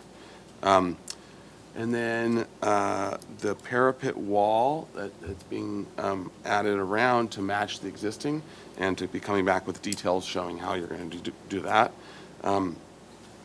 The divisions, as you have it as a massing, was supportable. I didn't hear anyone say otherwise in terms of the breakup. It also makes sense practically speaking for drainage, so I think that the general massing and elevation breakup is supportable. I actually saw on the back elevation, since we're kind of giving you things to study, if you can go to the back elevation for a minute. I did notice one thing that I didn't bring up prior, but yeah, that composition, maybe study that with, I see how you have a segmented arch on the doors. It is the back, so it is the least important because you're seeing from inside out, so I get it, but there's a little bit of funkiness with that, the railing not aligning or ending with where the pier is coming up. It's sort of an asymmetrical composition, and I think that elevation could be studied more, and potentially with a more pleasing outcome. So studying that back elevation and the arched openings and the railing and walls above. Any other? I have a question. You, staff, this project goes to a zoning officer? Through the chair to Commissioner Lenvik. No, it was originally, it originally triggered modifications, but it no longer does, so it will not be going to the staff hearing officer. So the new garage or whatever construction is in the footprint of the original garage? Correct. And that is okay apparently, huh? Commissioner Lenvik, yes, they're replacing the garage in the same footprint, and that's why, but they are going a little higher to, as the applicant said, Yeah. which is what triggers the zoning exception. It's one thing to have the garage freestanding, but it's another thing to be part of the addition to the house, which now makes that garage part of the house, which is within 1.5 feet of the property line. Yes. Okay, it's curious to me how, and it's none of our business here, how they can be. All opine anyways. Yeah, well, how we can look at a new pool structure in the backyard, along with major landscaping improvements, and have an access on one side, which is 1.2 feet to the property lines of the building, and on the other side, you know, 1.8 feet or whatever. I mean, you cannot get into the backyard. Commissioner Lenvik, I believe the fire department has the length of a fire hose, so they can get, if they can get to the house or to the back of the house with a certain distance. If they can get back there, but you can't get back if somebody's got a fence, you know, 1.2 feet on one side and 1.8 feet on the other side. Okay. Now, Without going through the house. yeah, you can get back there now because the garage and the house are separated, and you can wander on back there, no problem. Okay. So I understood, and also I think it's not in our authority to be weighing in on that. It would be in our authority if we have to make a compatibility finding. How so? Well, major alterations and so on and so forth are consistent with what's going on in the neighborhood. Are there other homes in the neighborhood which are built property line to property line that you can't access the backyard? Our part of it is where are things being added, and they're being added to the inside, so it currently wouldn't meet it. Okay. It just seems to me that we oftentimes say, well, we can't judge a project because we're looking at the architecture only. But we're changing the character of the neighborhood here in such a way that. Well, I would say we're not changing. The part that it's not just about the architecture. It is about the character of the neighborhood too. But the part that's being current existing thing already blocks that and is in that way. And so we're changing. The only addition they're doing is inward. So it's not changed. That aspect is not changing the character of the neighborhood in that way. Right? They can access the backyard now through that area between the Can you garage. put that I up? see what you're saying. Can you And put that now up? you got 1.2 feet on one side here, and you got 1.8 feet on this side here, and all of a sudden it's gonna be connected, and there's no way to get in the backyard. Okay, so actually, can you pull that up just so we're clear on what we're talking about? A 1.2. Well, yeah, 1.2. Go down one more. No, that's good because you can Okay. see both of them. Yeah. Yeah. So you're saying it's because there's an opening there between the garage. Now you can get through. Yeah. But when you build the garage and attach it to the house. Now it becomes part of the structure of the house. And now it's a major, it's a major setback issue, particularly simply from the standpoint of logical planning for the use of the property. How is a man going to get back there to maintain the pool on a weekly basis when he's got no way to get back there? Can I answer this question? Yeah. Chair Grumbine, Commissioner Lenvik, there's access through the garage for the pool guy. We don't have a garage that has like no doors out of it into the backyard. I mean, we do site planning, we think of these kind of things. And I think my general comment is I'm hard pressed to see how changing the backyard access in the middle of a deep lot on one lot has the potential to affect the character of a neighborhood. It'll be a decision we have to make. But Yeah. if you look at the floor plan, and there's a car parked in the garage, you aren't going to walk through the garage to get to the pool to maintain it. Okay, so that's, it's a good point. So now, in our consideration, the question is that supportable as, and I think to Mr. Goran's point, I agree, that's the question, is does it change the character of the neighborhood? My opinion is no, it's not. No. It's not strong enough at all. If it was a neighborhood pathway through to something in the back, then yes, for sure, it changes the way it can be used. I understand that it is still an issue and it's still going to be a pain in the butt. You got to open the garage door so the pool guy can go through, and that's what you have to accept as the owner for this. But I still don't think it affects the overall neighborhood in any meaningful way at all, because I don't think anyone will be able to see it or understand that it's different without walking down a long driveway down into someone's house, which they shouldn't be doing. Mr. Chair? Yeah, Commissioner Drury? If I may change the subject Sure. for a moment. Are we sure that the pillars and the porch as presented, as they exist now, the technical term, were messed with, right? Is it possible, it seems to me that they come up and they sort of curve into the cross beam. Maybe, that seems to be pretty on purpose. That's my guess, is that it was messed with, just because typically it would plane out. But maybe the just as a columns. decorative element, just. It's pretty unusual if it was actually original. It'd be very, very unusual. Then it'd be super special. It deserves some research. Yeah, exactly. I think the Thank research you. is a good point. Yeah. I think there's some pattern books with those types of houses in them that might be a good resource. We can look through those before your next. And the neighbor and others, just to see if Yeah, there's there's a couple of any those evidence houses of what around it town. originally was. Okay. Yes, And I guess to the commission, real fast, on Commissioner Lenvik's point, what do people feel? Do they feel that this is a strong enough change in the character that it wouldn't be a supportable thing to connect it and to cut off the pool from the driveway entrance? Chair Grumbine, it's a bit of a quandary. I understand what Commissioner Lenvik is saying, and yet when I look at and figure out how would you do it differently, I'm not sure.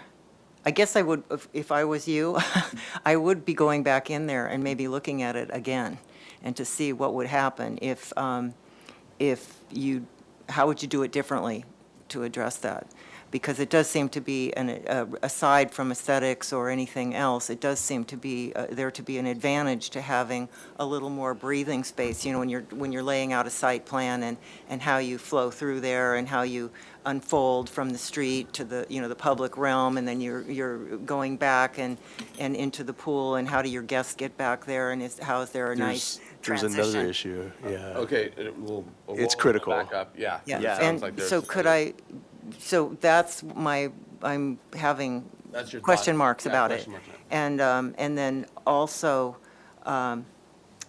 as far, your comment, Chair, about the rear, it's always, I think, really important to not have something look like it's addition. And right now, it looks like it's addition. So I think what Chair Grumbine said was really important, to study that rear so that it doesn't look, so you're going to go back and look at the drawings and other examples of houses of this era, including the front door, which we forgot to mention, to see what are the key elements and how you can kind of recapture them back, because you have the basic building there It's not, I don't think it's that challenging. And then you're going to do that, and then that'll inform you, and you're moving in that direction already anyway. And then to study that rear, so it doesn't look like, oh, yeah, here's the original house, and this is the big addition that they stuck on the back with aluminum sliders. So that, I think, is really important, to have it be a really nice, cohesive, and then ending on what Commissioner Lenvik has brought out is, you know, you have guests coming over, they're coming in, they're going to the pool. You want to have it be a really beautiful landscaped area that you can flow through. And maybe it works the way you have it, but just be thinking about that. Okay, so do you have additional info? Yeah, Chair Grumby and Commissioner Ensberg. The problem is if we put that garage further back, it isn't going to be a really nice landscaped area. It's going to be an almost entirely paved area because you're only allowed to back out 75 feet. So if we put the garage further back on this site, then we have to have like full paving to allow turnaround space for a car. And it basically paves the entire backyard and turns it into a driveway. So we did study doing that, and that's the reason why we opted to do this. And again, you know, we're maintaining the setbacks that are there now. Like the house was built this close to the property line, and our options here are, okay, like there's always trade-offs. If it's really, really important to have space between the garage and the house, then the only place we really have to add square footage is in another story. And in prioritizing how we approach this project, we don't think that's the best option. And I think a little bit of inconvenience for the pool guy is worth the trade-off to be able to do an addition that maintains the height of the house and doesn't change the front. And just to sort of bring it back, because the back and forth is not our norm. But yeah, understood your point in the study that you did. Okay, I would say to the other commissioners, generally speaking, yeah, Commissioner Jordan? One last very quick comment. This is a concept review, and it's identifying issues we'll deal with. In terms of access, routine service access is different from emergency access. In my opinion, routine service access is up to the owner to decide. If the fire department is okay with getting back there for emergency, then I'm willing to be persuaded by the fire department's concerns. You know, if it's okay with the fire department. But this is a concept review. This is an issue we will address fully in the next time we see him. All right, Commissioner Butler, how your feelings? Okay. So this is concept review. Let me summarize the comments. I'll capture both of those, that thinking as well, just so that it's on the record for what the discussion has been. Okay, so I'll continue the comments, I should say, because I was already rolling with them. Okay, so then we're regarding we'll just jump on to this one real fast. Regarding the connection of the garage to the main house with only having access to the backyard through the garage, the commission some commissioners are concerned that they're concerned that there might be another better solution that allows for passage through, and also understands that the applicant has studied those, and some of the commissioners, I'm sure, would like them to study it more. So we'll put that on. And other commissioners feel that that as long as the safety is concerned is taken care of through the fire department and others, that it does not change the character of the neighborhood in a meaningful way to not have the garage separated from the house and access to the back. So we can leave that as a split comment.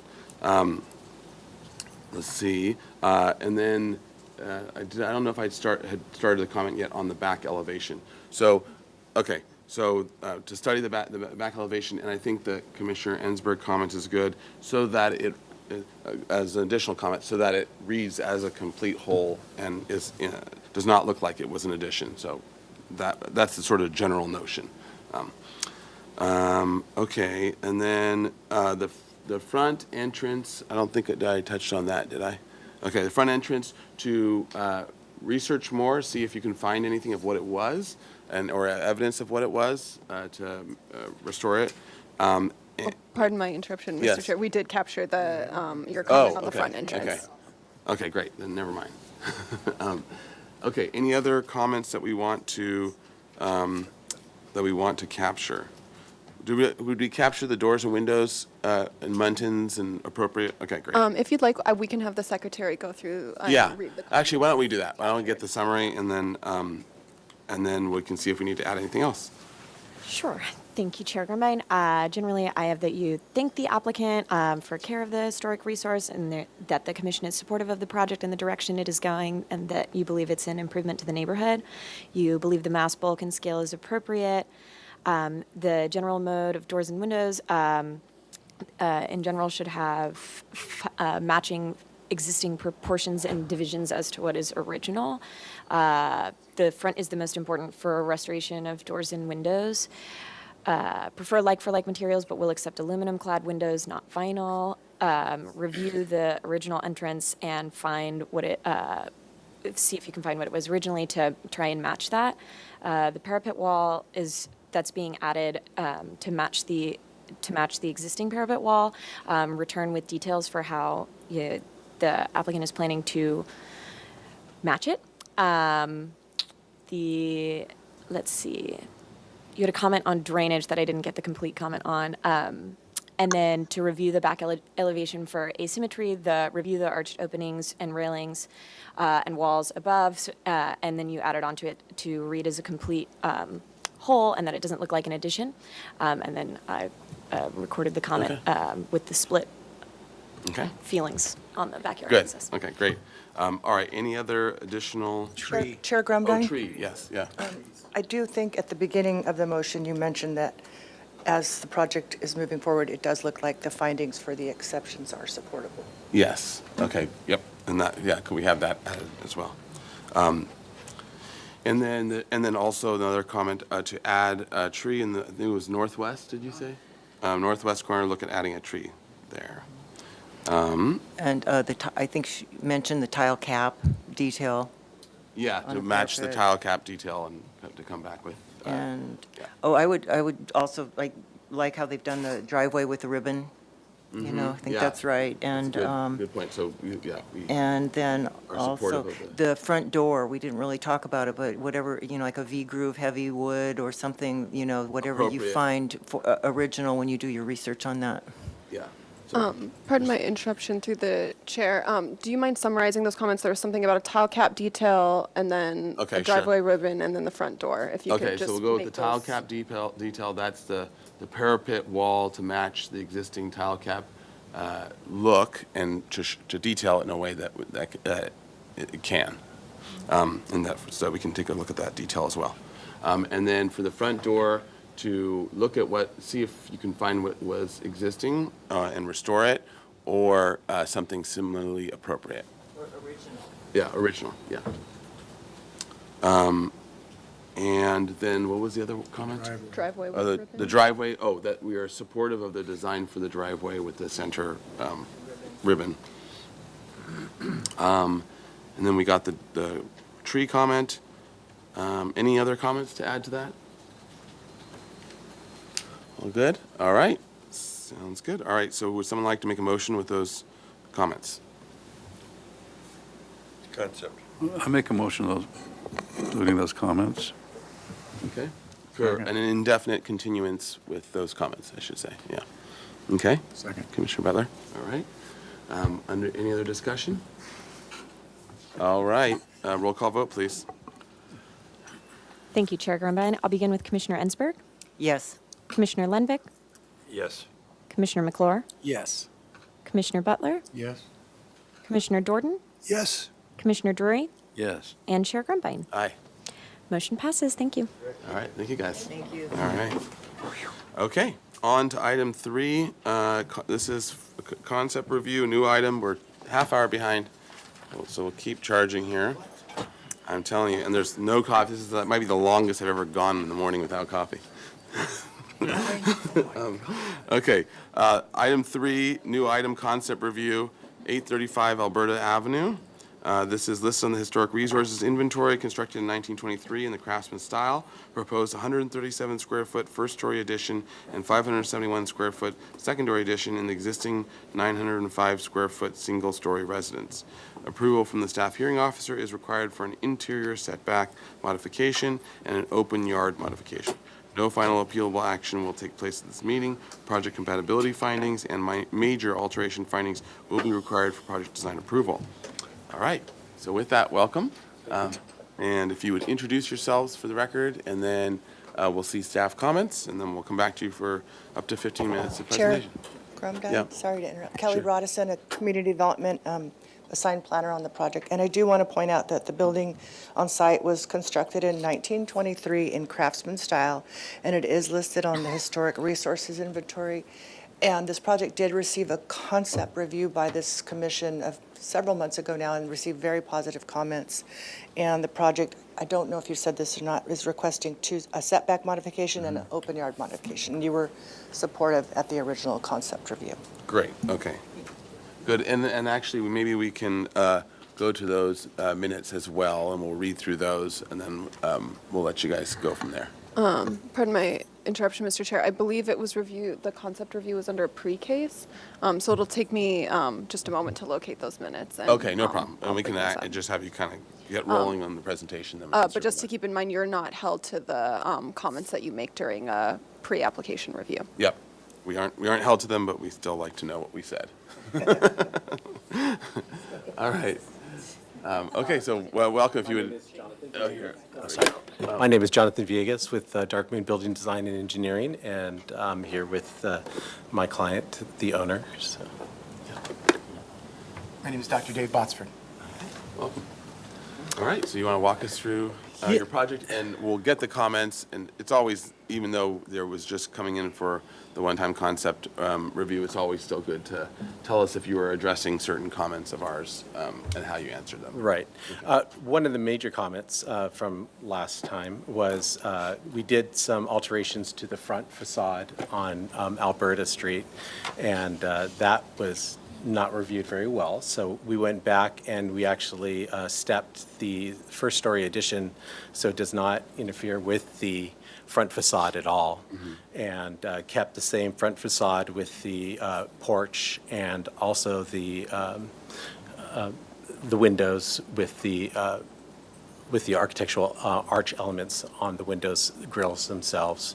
And we left everything in place as it is, roof pitch, and also with the wooden gable vents that are there as well. So everything that is there is going to remain there. So great. Yeah. Okay. Why don't you just walk us through the pages and Okay. show us what you did and Okay. what you're doing. So, let's see here. So I'll go to the plan. They're a little easier to look at. So for the existing plan, as you can see here, so there's the porch area right here, and just the front view here with the fireplace. And so we kick back that area here. Let me zoom in.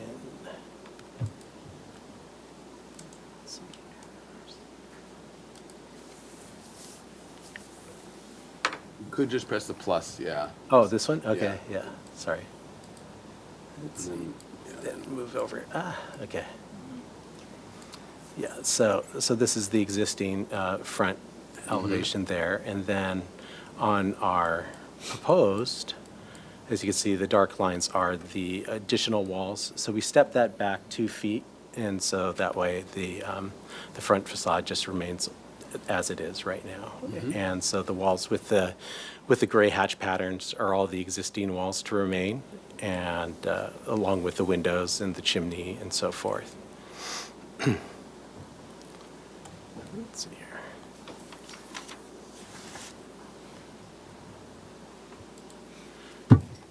This is the second story addition, and we step that back from the front of Alberta Avenue as much as possible. We also had to step it back because of the fireplace chimney requirements, because we're keeping the wood fireplace, so there's a requirement to keep 10 feet away from anything. So in that area. And we, as we talked about before, we have this little private deck out of the master bedroom.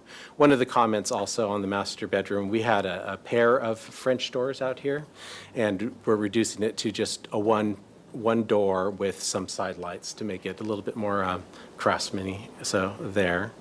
And then we have also another auxiliary deck in a multi-purpose room, and that has a small wooden deck on it as well.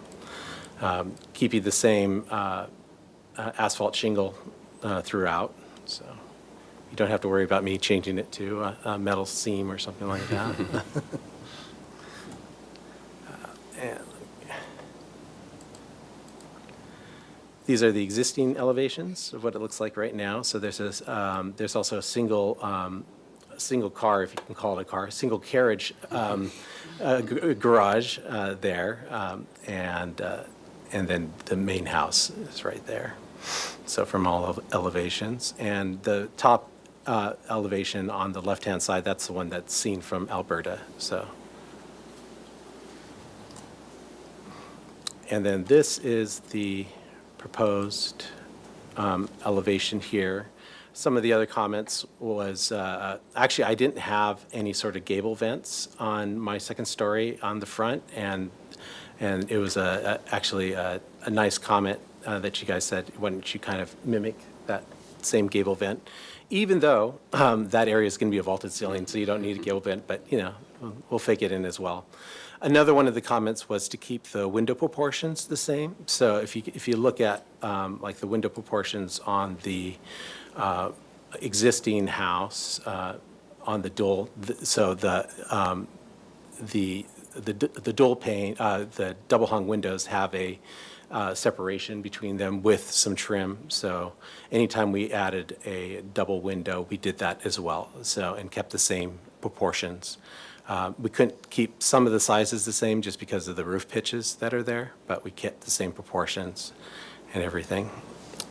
And let's see here. The other comment from the preliminary review was to make the columns a little bit nicer in the back that are carrying the decks and make them more craftsman-y.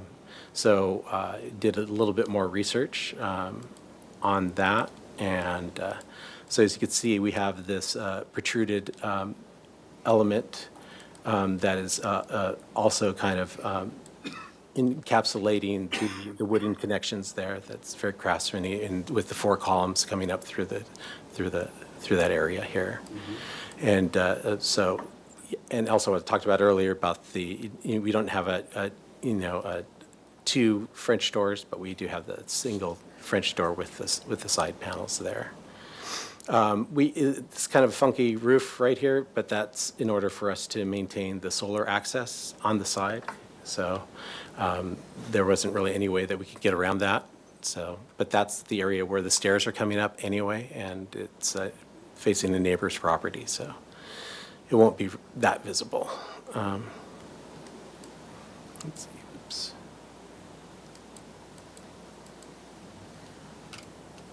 Oh, come on.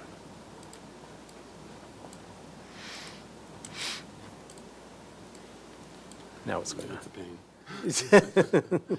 Maybe just grab the bar and slide it. Yeah, I'll do that. All right, so these are some of the other views right now from it. So this is the view from Gillespie.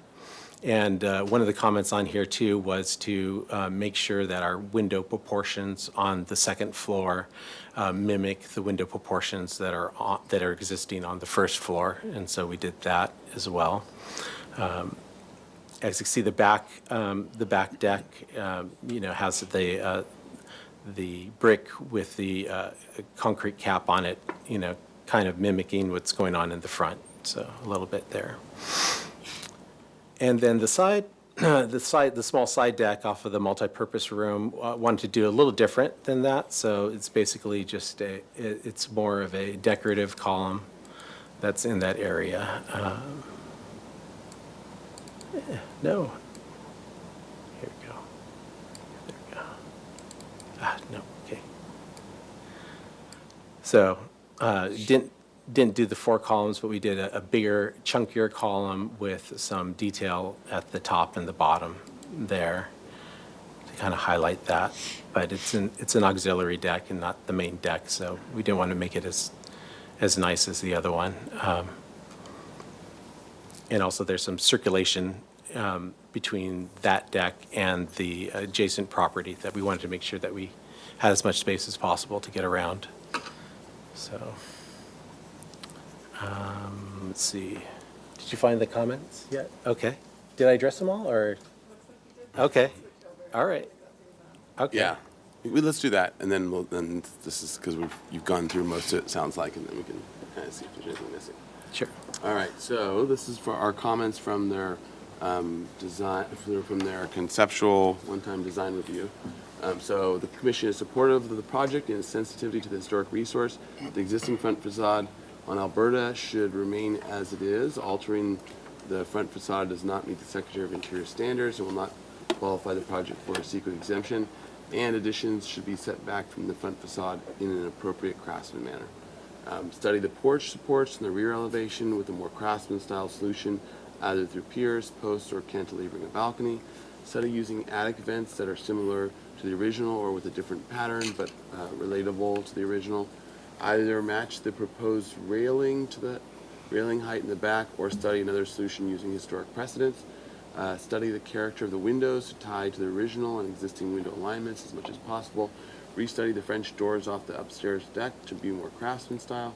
Study the knee brace to make the geometry and sizing closer to the outriggers of the historic resource, and or some other solution that is appropriate to the craftsman style. The setback modification and open yard modification are supportable because they are required to make the addition to work while being sensitive to the historic resource. Okay, great. It seems like you've covered all of them. So, okay, and then you can keep going and finish off if you have anything else to present. Not really. Yeah, that's pretty much it on there. And we are going to be, we are proposing to do wood windows, probably like Colby and Colby or something like that to kind of match what's existing there. And we're going to be matching the same sort of whatever the shiplap that they have there, so for the rest of the building. But it'll probably be a synthetic material just because it's more fireproof, but we'll match it as close as possible to the wooden shiplap that's there. All right, good to note. Okay, does that complete your presentation? I think so. Yeah. All right. So now let's go to public comment. Thank you, Chair Grumbine. At this time, we do not have any speaker slips for in-person public comment.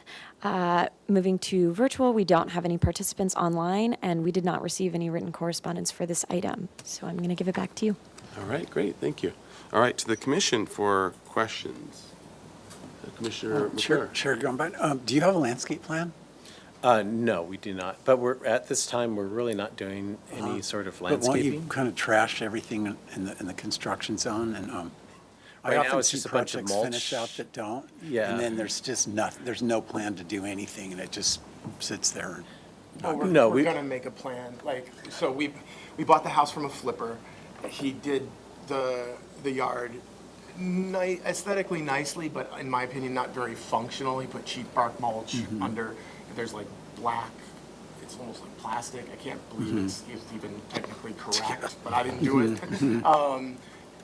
We have a toddler, which is why we're trying to do a little, create a little more space. I love outdoor space. Both my wife and I are from New England. We're outdoorsy people and people who appreciate history. So one of the many reasons why we bought the house in the first place. And so with all of that in mind, my plan, and I've been repeatedly cautioned by my wife not to start anything before we finish the construction because it's going to get trashed anyway.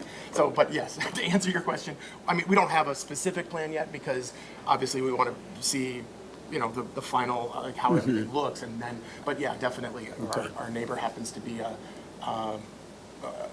he owns one of the, what do you call it? Like basically sprinkler companies that sell like sprinkler systems and stuff like that. So we already have a good connection for when we put in a good sprinkler system. Once we decide where trees are, we already have been talking to tree people. Because we have some trees that we've planted, both a fig tree and a crepe myrtle tree that have sentimental value in addition to just aesthetic value, that we're trying to figure out how to move so that they don't get destroyed in construction, and then once we settle on where we're going to put them, then we'll make sure they're properly irrigated and everything like that. So yes, it's very important to us. What's the tree? Is it Japanese, that one tree? Is it Japanese maple or was it? It's an elm. Elm, It's okay. an elm. It's on the other side. It's on the Gillespie side. We love that tree too. We had to, unfortunately, lop off a big branch because it was kind of intruding over the edge of the roof. But so far, we've already done that. And so far, the tree seems very healthy and seems to have survived. And so, yeah, so trees are very important to us. Okay. Other questions? Commissioner Ensberg? Thank you, Chair Grunbein. I have one question. Can you go to the second floor plan, please? Sure.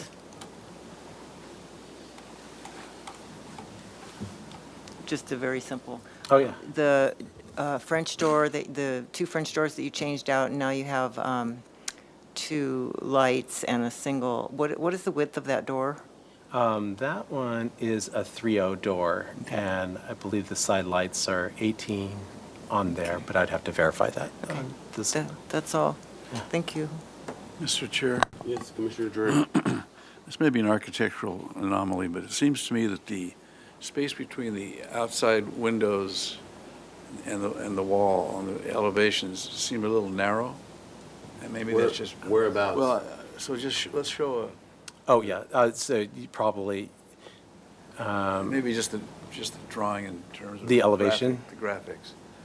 let's see here. No. Or the drawing itself? So here? No, the elevation, Okay. Let me go to elevation. wherever it may be, yeah. Next So- one, yeah. So, let's see here. I think I know what you're talking about. So this one here? So like, for instance, like the two top windows. Well, that one is to give an option if you're going to put the master bedroom, so between the two, right there, because there's really not a lot of I room. think it may be a Yeah, drawing thing, because it looks like they're really narrow between the edge of the wall. yeah, I mean, it's like a foot off, I think, but because of the trim and everything like Yeah, that, so, yeah. yeah. Okay.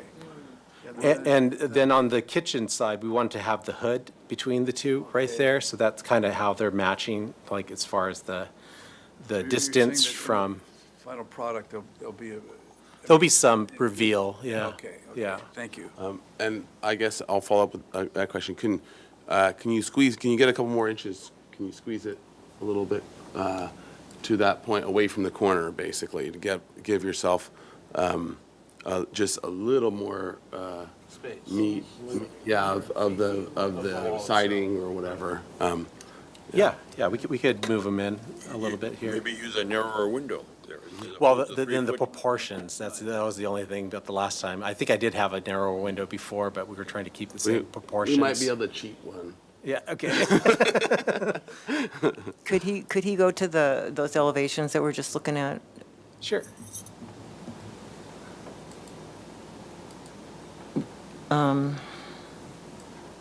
Which one do you want? I think go down. Yeah, I think there's where you really see it, where it's so narrow between the trim and the corner. Mm-hmm. And if it could have a little bit more there, it'd probably look a little better, especially in the upper left there. But they would all want to be the same. You make it typical, yeah. Mm-hmm.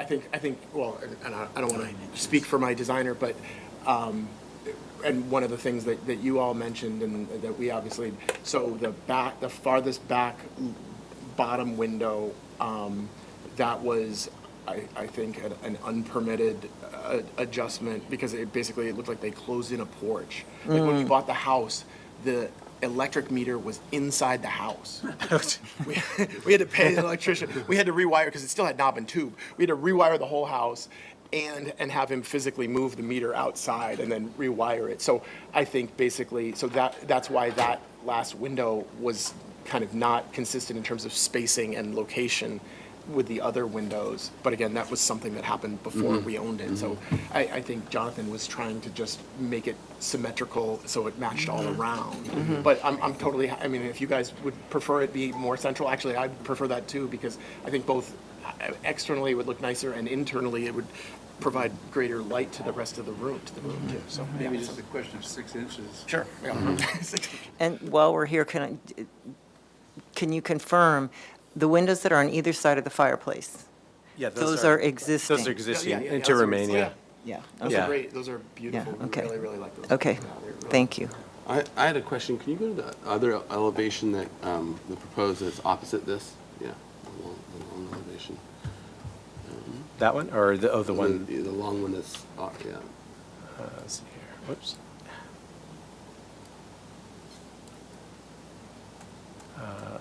That would Yeah, be there we go. this one, yeah. Did you look at a design for like knee brace brackets instead of those two tall columns, two tall wood columns on the side? I thought we had knee braces when we originally did it, and And then we asked for columns instead? well, we asked to. That sounds about right. Yeah, well, yeah, I believe you just asked to Study. to study them and to make them a little bit more craftsman. Okay. So on there, so.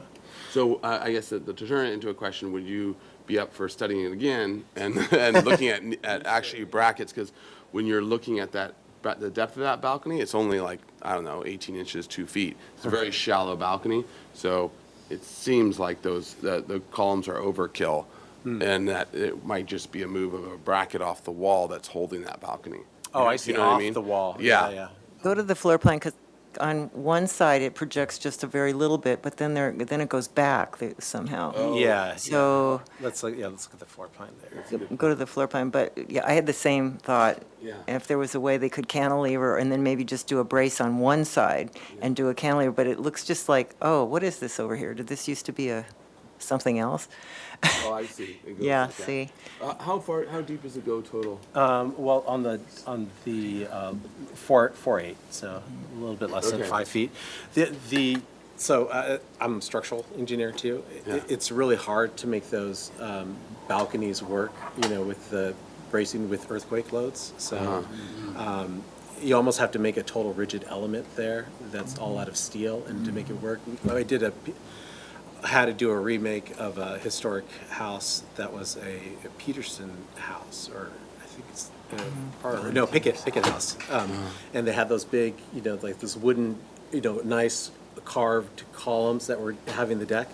Well, you can't make those things work today, at least not per code. So we actually had to put a metal brace in there and do everything. So it was expensive, but the contractor wanted it that way, and we were required. So, but yeah. Do we save this for comments, or? Yeah, let's roll into, actually, if there are any other questions let's just roll into comments and let's see where we can go with this. So, and we'll hold on for that balcony. And let me summarize, because there's no final appealable action. So it's seeming like this is going in a fantastic direction. I think you've listened very well to all of our concerns or recommendations and everything, and it's looking really good. I think is good, nice work, nice work. And it's seeming like, unless anyone says otherwise, but from at least this little bit of discussion, that we can give some basic, like, okay, area of study or direction, like the corners or things like that, which we can give and list. But it's seeming like all in all, this is going in a great. It's really getting close to approvable. So, anyone else disagree, or is that a good, fair summary? No, I totally agree, and I think it's great, and I only have 2 comments. Okay, so yeah, throw them out there. Just 2 comments, and one is that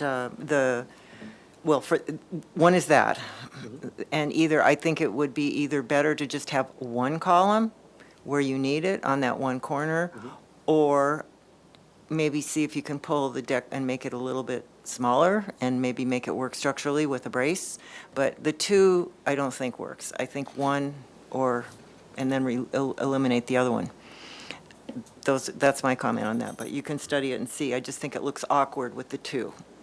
And then my other comment is on the back deck, where you put in the new columns there. Maybe you could go to that elevation for a second. There. I would suggest, if everybody else agrees, I think that the proportions are funny, that the brick should be raised up a little bit to cut up the columns seem too long. And so I think that the brick, you could fix that by just raising the brick up a little bit to have it be a better proportion. So that's a comment there. And then, I do have one other comment. And that is on that door up there. This is sort of a function. I think it looks great. I like the way it looks and everything, but from a functional point of view, I don't know that you need a full, 3.0 door. That's a pretty big door.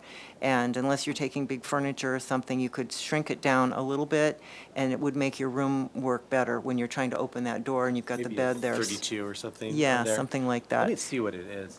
If it's, 1. and I think you've done a great job. You listened to everything and incorporated it all, and appreciate that, and all of your sensitivities too.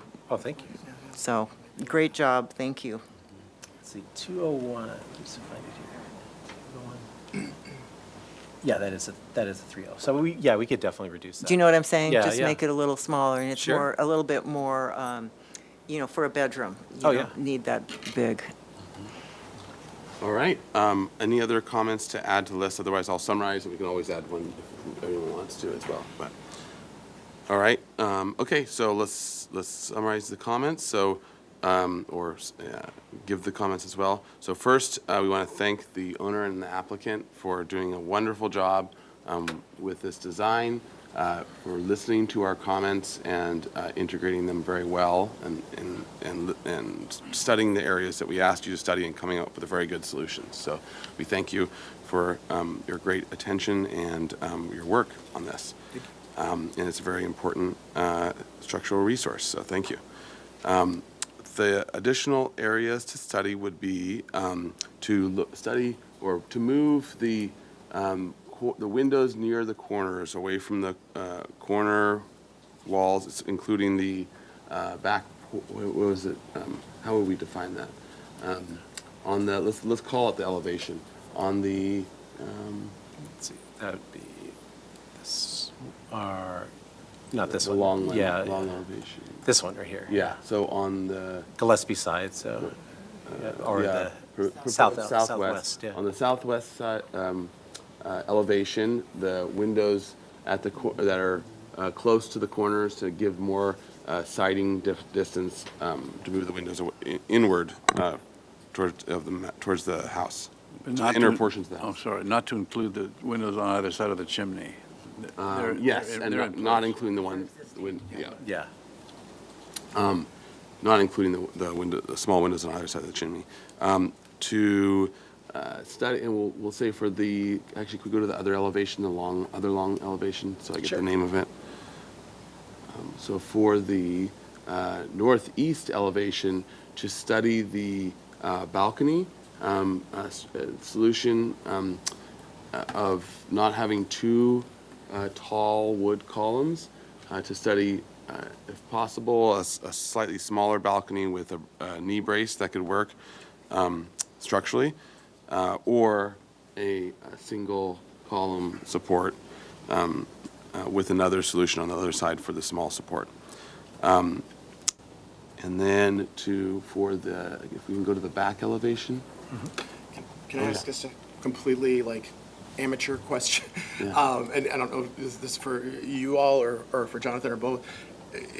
As a compromise or an alternative, like you were saying in the columns, I see what you're talking about with the columns on the side balcony. Could we put one pillar in the center of the balcony? Would that be both structurally and aesthetic, or no? No? Okay. I told you it was amateur. I told you. Sorry. I was just asking. No. That would not. That's a very funny reaction. Yep, there we go. Okay. Everyone's like, oh. What? Sure. Yeah. Okay. No, I was just wondering, it would narrow the footprint and But it would be a more modern solution of Okay. cantilevering out and center post and, yeah. Yeah, but. That's why I have an architect. That's right. That's right. Okay, and then, so on this elevation, this is the southeast elevation. So on the southeast elevation, to refine the back porch column supports, and one proportion suggestion is to raise the brick base, the pedestal, and to slightly shorten the columns. But to study that, it's almost perfect. It just Yeah. needs a little bit more refinement. Okay. And also to add, like if you were looking at the front and the back, you can see how the column on the front of the house is much smaller, so the proportions, Right. and then this one is just so radically different. But, Yeah, I wouldn't say radically, okay, but it is different. yeah. It's almost there. Pardon my interruption, Mr. Chair. Would an appropriate way to summarize Commissioner Ensberg's addition to that be to reference the front elevation in studying the Yeah, columns? okay. Yeah, to tie it. Doesn't have to more match- closely- doesn't have to more match closely at all, to but, the front yeah. elevation proportions. Okay. Okay. And then to also, I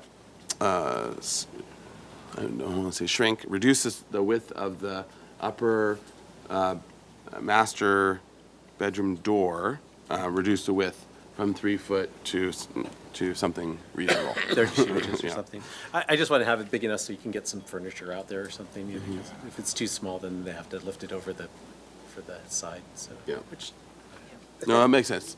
yeah. And then, any other comments that we want to add? Commissioner McClure, are you satisfied with their answer about the landscape? How does how do we handle that? Like, I guess we'd like to see a landscape plan.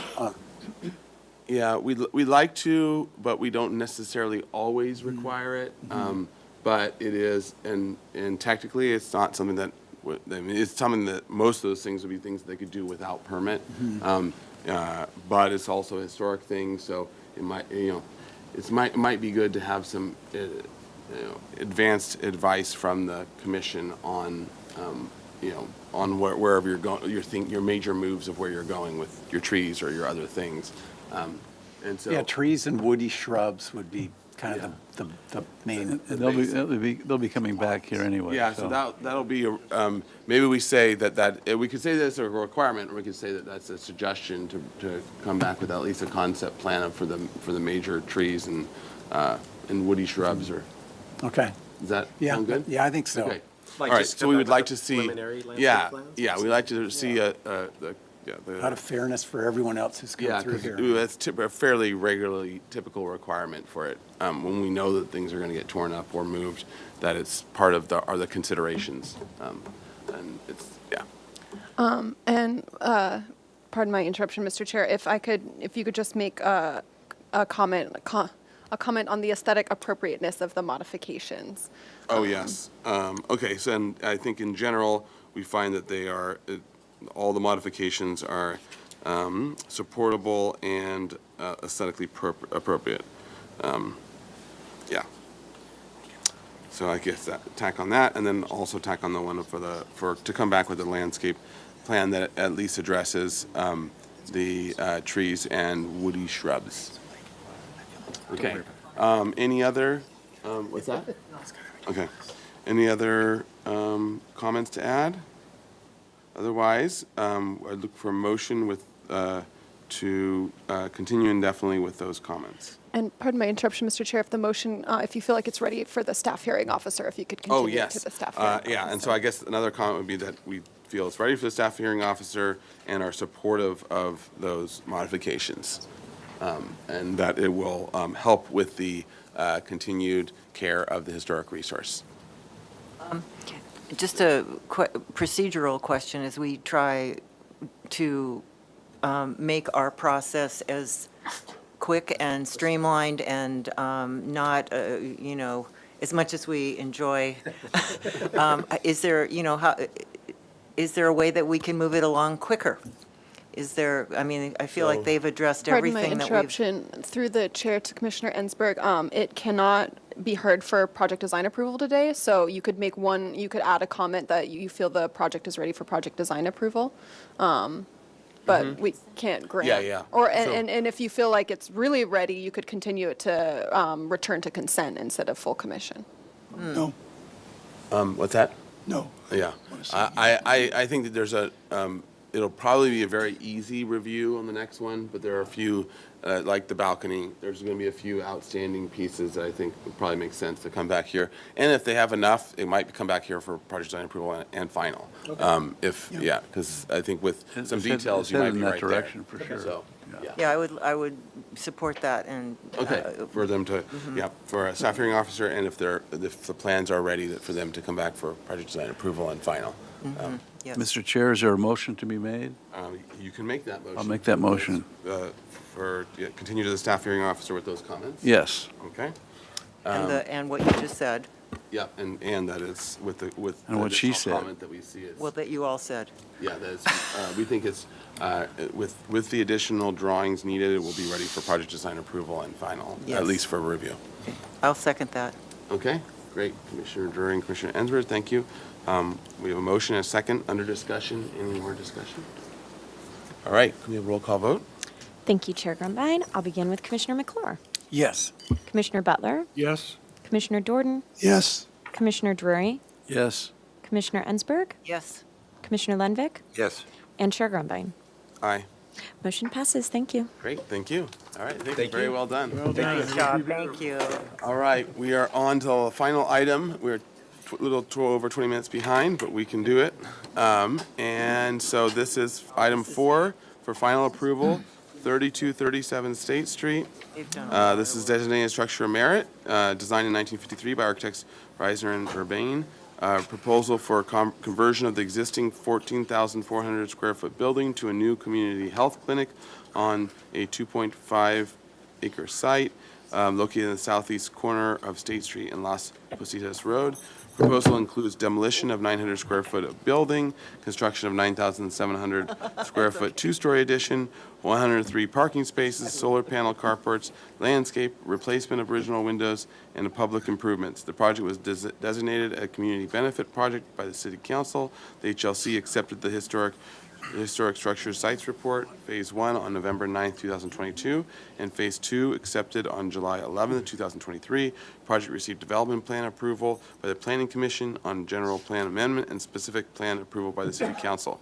Final approval is requested. Project plans must demonstrate substantial conformance to the plans that received project design approval on June 5th, 2024, which is when the project was last reviewed. And this is, we have the reports. And so, welcome. If you would introduce yourselves for the record, we'll go to the case planner, and then we'll have we'll read our minutes from last time, and then go from there. Yep. All right. Good morning. Oh, you can press the middle. There we go. Perfect. Good morning. My name is Eva Pokordowska. I'm with 196 Architects. Ryan Phelan, 196 Architects. Bob Cunningham, Arcadia Studio, Landscape Architect. All right, welcome. Okay, and then to any additional I don't have any notes we should comments. say? I'm just here Okay. for questions. Okay, great. Thanks. Thank you. And through the chair for the minutes, I do have the minutes available from the last hearing, but you did not make any comments with your, you liked the project so much, you just give it project design approval with findings. So I do have those available, but this was June 5th, 2024, so about a year ago. Okay, nice. Well done. All right, so that, all right, so we made the findings, and then that was it, 900. So, the house and everyone was here. So, great. Well, nice job. So let's see. So I guess the things to review now are what all the details and et cetera that now just show that, and let us know what if anything changed from that design, from project design approval when you went into detail or for whatever other reasons, engineering or whatever. Yeah. So, yeah, so just walk us through. You got 15 minutes. You don't have to use the whole time, but yeah, let's see what you have. Okay, so even though we've been here for more than a year last time, so the project really didn't change. So all the finishes, all the color selections, or the detailing are the same. We just developed the details in more construction documentation manner, so you will see the more detailed information on the plans. The only thing that really changed is the elevation of the second floor deck that we proposed. We actually dropped it down. Before we were showing a metal railing on top of the coping for the second floor to achieve that 42-inch height. And could you go to like an elevation or something while you're, so you can see what the visuals of it were, or rendering or whatever you want. Yeah, I think exterior elevation for that section. We're going to take a very close look at all 193 of your pages. So previously we were showing like a pipe railing on top of the coping of that parapet wall above the first floor, and we just dropped it. This is just the coping. We dropped the deck, so actually it works better. It's just more cleaner. So those elevations do not have all the colors indicated. It's more like CD layout, so it has all the callouts for the finishes, and the colors are really the same as we had before. Okay, great. So we can go through the site, maybe, just the details. Yeah, just kind of flip through to the If we stuff that. can just go back. Yeah, it's a pain to work. Yeah, some of those details. These are Just the exterior. So the fencing, again, is the same in the front from Las Positas and State Street, where it's visible, and then we are keeping sections of existing chain link fence in the back, and then where there is on the corner of the park, we are raising the chain link fence to be 12 feet because of the baseball field there. So just to protect the cars. We have the bike racks in the front, and then we have a storage for the bike racks in interior for the staff in the back entry to the dental lab. And we are proposing the vertical bike rack there. And then in the existing maintenance building, we are proposing the additional bike racks for the building occupants.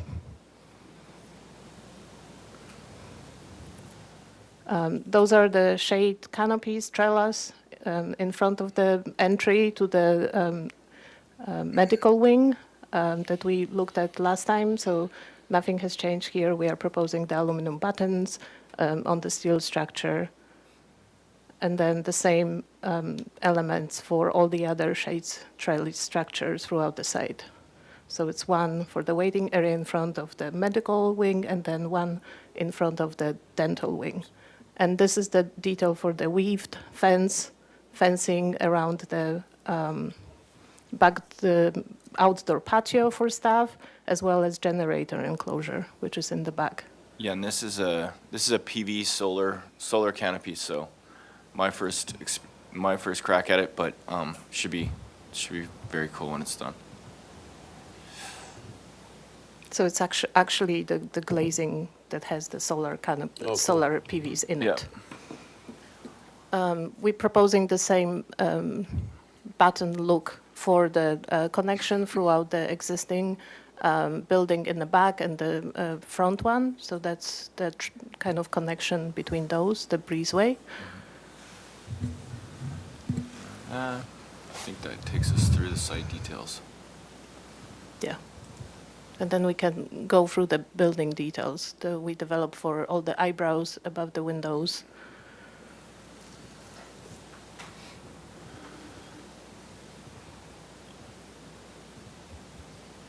So those are building sections. Wall sections. We can get into some of these. A lot of this detailing stayed the same. Our roof deck, we've got those. We're using that pedestal system on the roof deck, and then the eyebrows. Basically, all the finishes stay the same. We actually got with structural, and that eyebrows reduced in depth and thickness. Yeah. Still using that rain screen, that stone cladding. Nothing's changed there. have a look at those details. So that's that eyebrow detail there. That's the one that's facing State Street. So that's the thinner one that you'll see along State Street. And in the back entrance, it is a little bit thicker, just due to the cantilever, the max cantilever. We had to go with a bigger structure back there. These are just the rain screen, the cladding details, transition details. All through there, signage. I think that's about it. Existing windows, which I think the board's seen for replacement in kind. Reached out to Arcadia, and we're going to match existing and meet Title 24, so everybody's happy. And we will be installing them from the inside, so there won't be any damage on the outside of the building. So you guys do windows now too? Yep. It's a new specialty. That's, yeah, right. So yeah, a lot of the openings we're going to be using storefront system again, going with Arcadia. Couple different profiles we're using throughout. We've set all the windows back where we can. Actually, I think we've succeeded everywhere where we've been able to recess everything. So happy with that. Again, I think that's pretty much just some transition details. That sloped skylight's going to be a nice feature for the reception area. And this is the detail for the seismic separation between the addition and existing building. Mm-hmm. That, and I think What's the distance that's separated? 7 inches. Anything else you can think of walking through? And the coping roof details.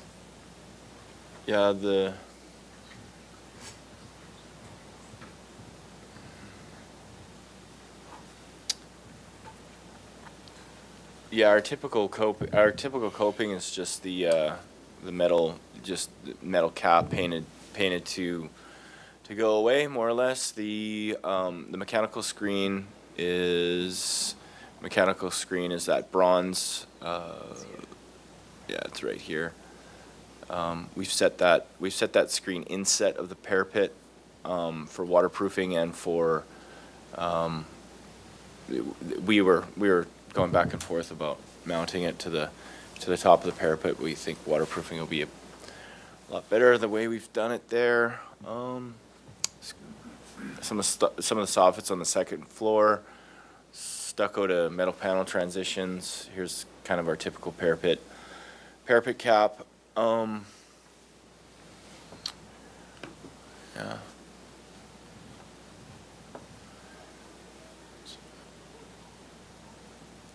Got that material board. That's it. Yeah, so we prepped these to, and I think everything's on there. Oh, that doesn't quite read so well, the blue, but we color to match the existing doors at the historic. So we're basically just existing match to the existing finish.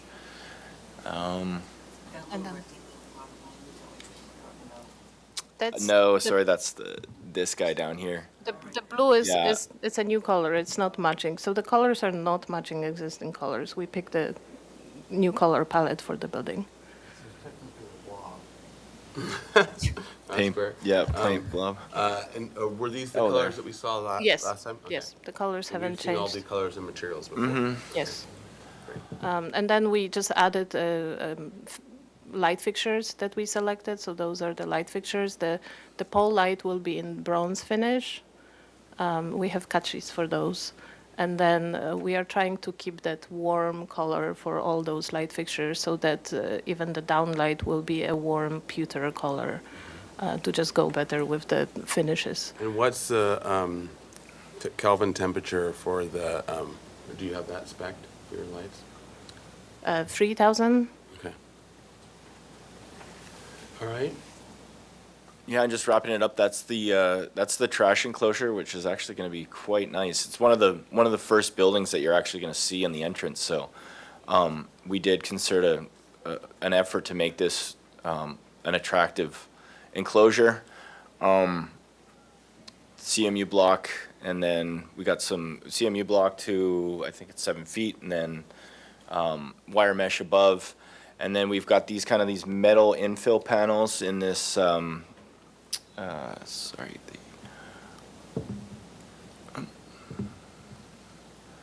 it's that kind of like they're calling it Saturn louver style, so it kind of offsets, and then a seam roof on the trash enclosure, so it should be quite nice. That's it. Do you have the elevation of that? Sure. Yes, maybe go to the trash enclosure sheet.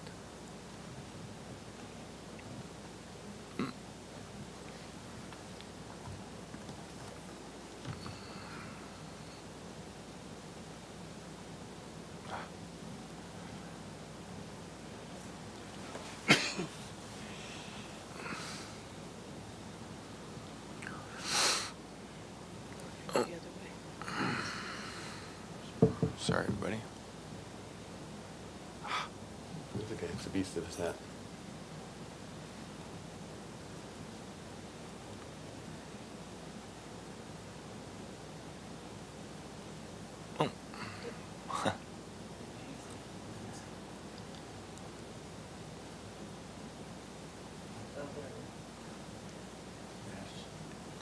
Section, but Yep, we got an elevation section. Okay. So can we go to landscape now? We've already covered Arcadia.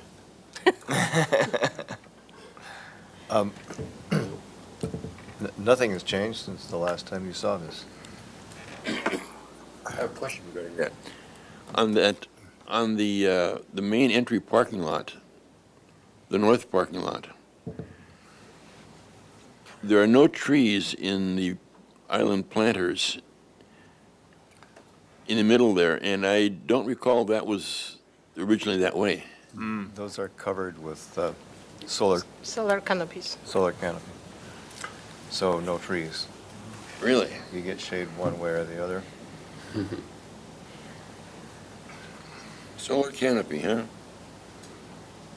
It doesn't show clearly on this plan, but that is the Yeah. reason why there are no trees in those islands. I apologize for not paying attention.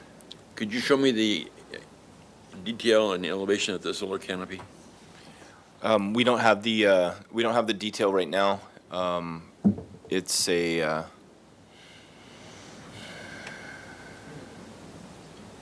trying to think if the We have done the elevations.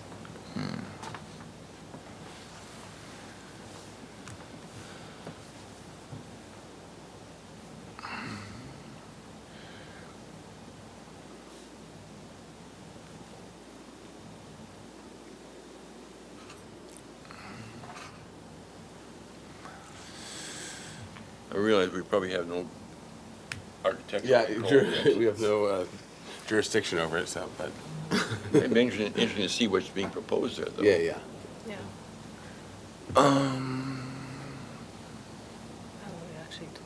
Yeah, we did take them out from the elevations. They were showing up on the elevation and we just took them out. So we're currently coordinating with the company right now. That's basically your typical shed roofed, where you see all over town in the schools and whatnot. For this, it's basically a plug and play columns and a solar canopy roof. So that is a sloping. yeah, Shed roof. Yeah, shed roof. Yeah. Steel structure. Like the city lot over here. Yeah, Monte Vista School, I think, yeah.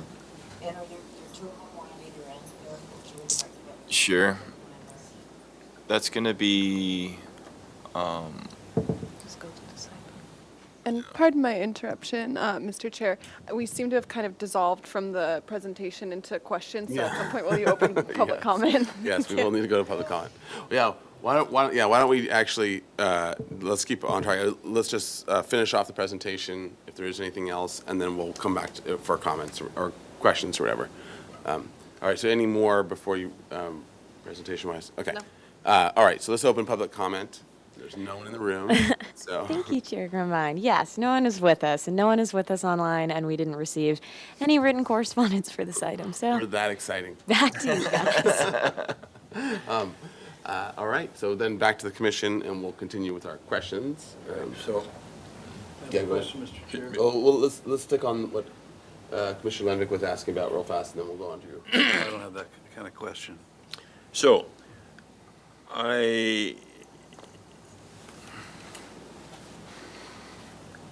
and we saw those originally. Yes. They were in the Yeah, I previous. remember. Okay, and there are canopies, solar canopies over all the parking bays? No, so we have the solar canopies in Can you the. hover over where they Yeah, are? Yep. so this is Right the here? one. Right there. This will have the central column, Yeah, and then there is another bank of this, the one, the similar. This is the central column as well. And then we have the cantilevered canopies along those parking spots. And oh, then and there as well. in the, then- one more. Back here. There's one more. One more. Oh. One more here. Oops. Oh, that's Oops. wonderful. Here. So hopefully a lot of energy production. Okay. All right. Other questions? Other questions? Yeah, Commissioner Drury? ask when they can get it built. When do you plan on breaking ground? Um, Current schedule? That's And a your client's good going to hold you to it, so. question. We don't have that date yet. They Okay. are fundraising for the Oh, project. gotcha. So Okay. All right. It depends on us. Yeah. We need to move this along. Yeah. I do have one question on the finishes. So all the metal finishes are the bronze, right? for the canopies, yes. And then we have this What about the aged. steel?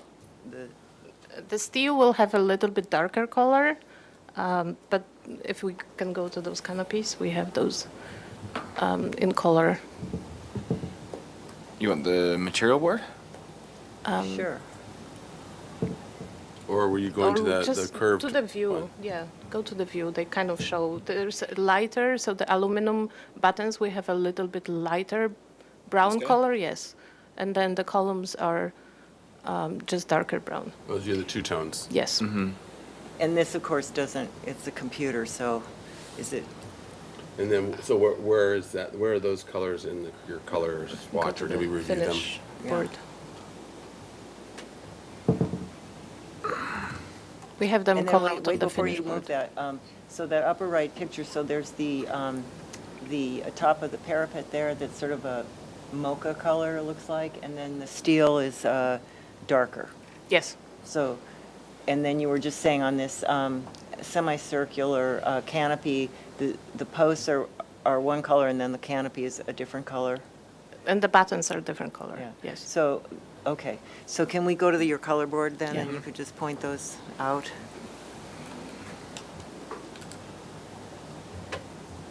And is the woven fence, is that also a metal? It is a metal. So those are the buttons, if you can zoom into that center.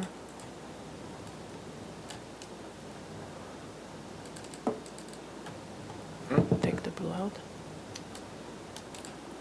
So this is the color for all the buttons on the building and on the canopies. And then the steel columns and beams and trims, this is the aged bronze. And then if we scroll on the side, for the existing building gutters and trim, it's that, the library pewter color. Pewter. Where's the pewter?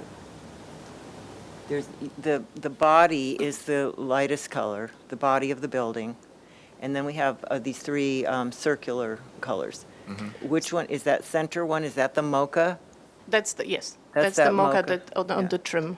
of the existing building. And then the first floor is that lighter color that you see on the top, ivory lace. The second floor in the addition will be the mason blanche.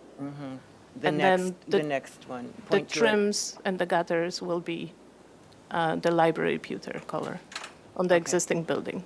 And then the new building will have the, all the coping color will be matching the stucco color. Okay.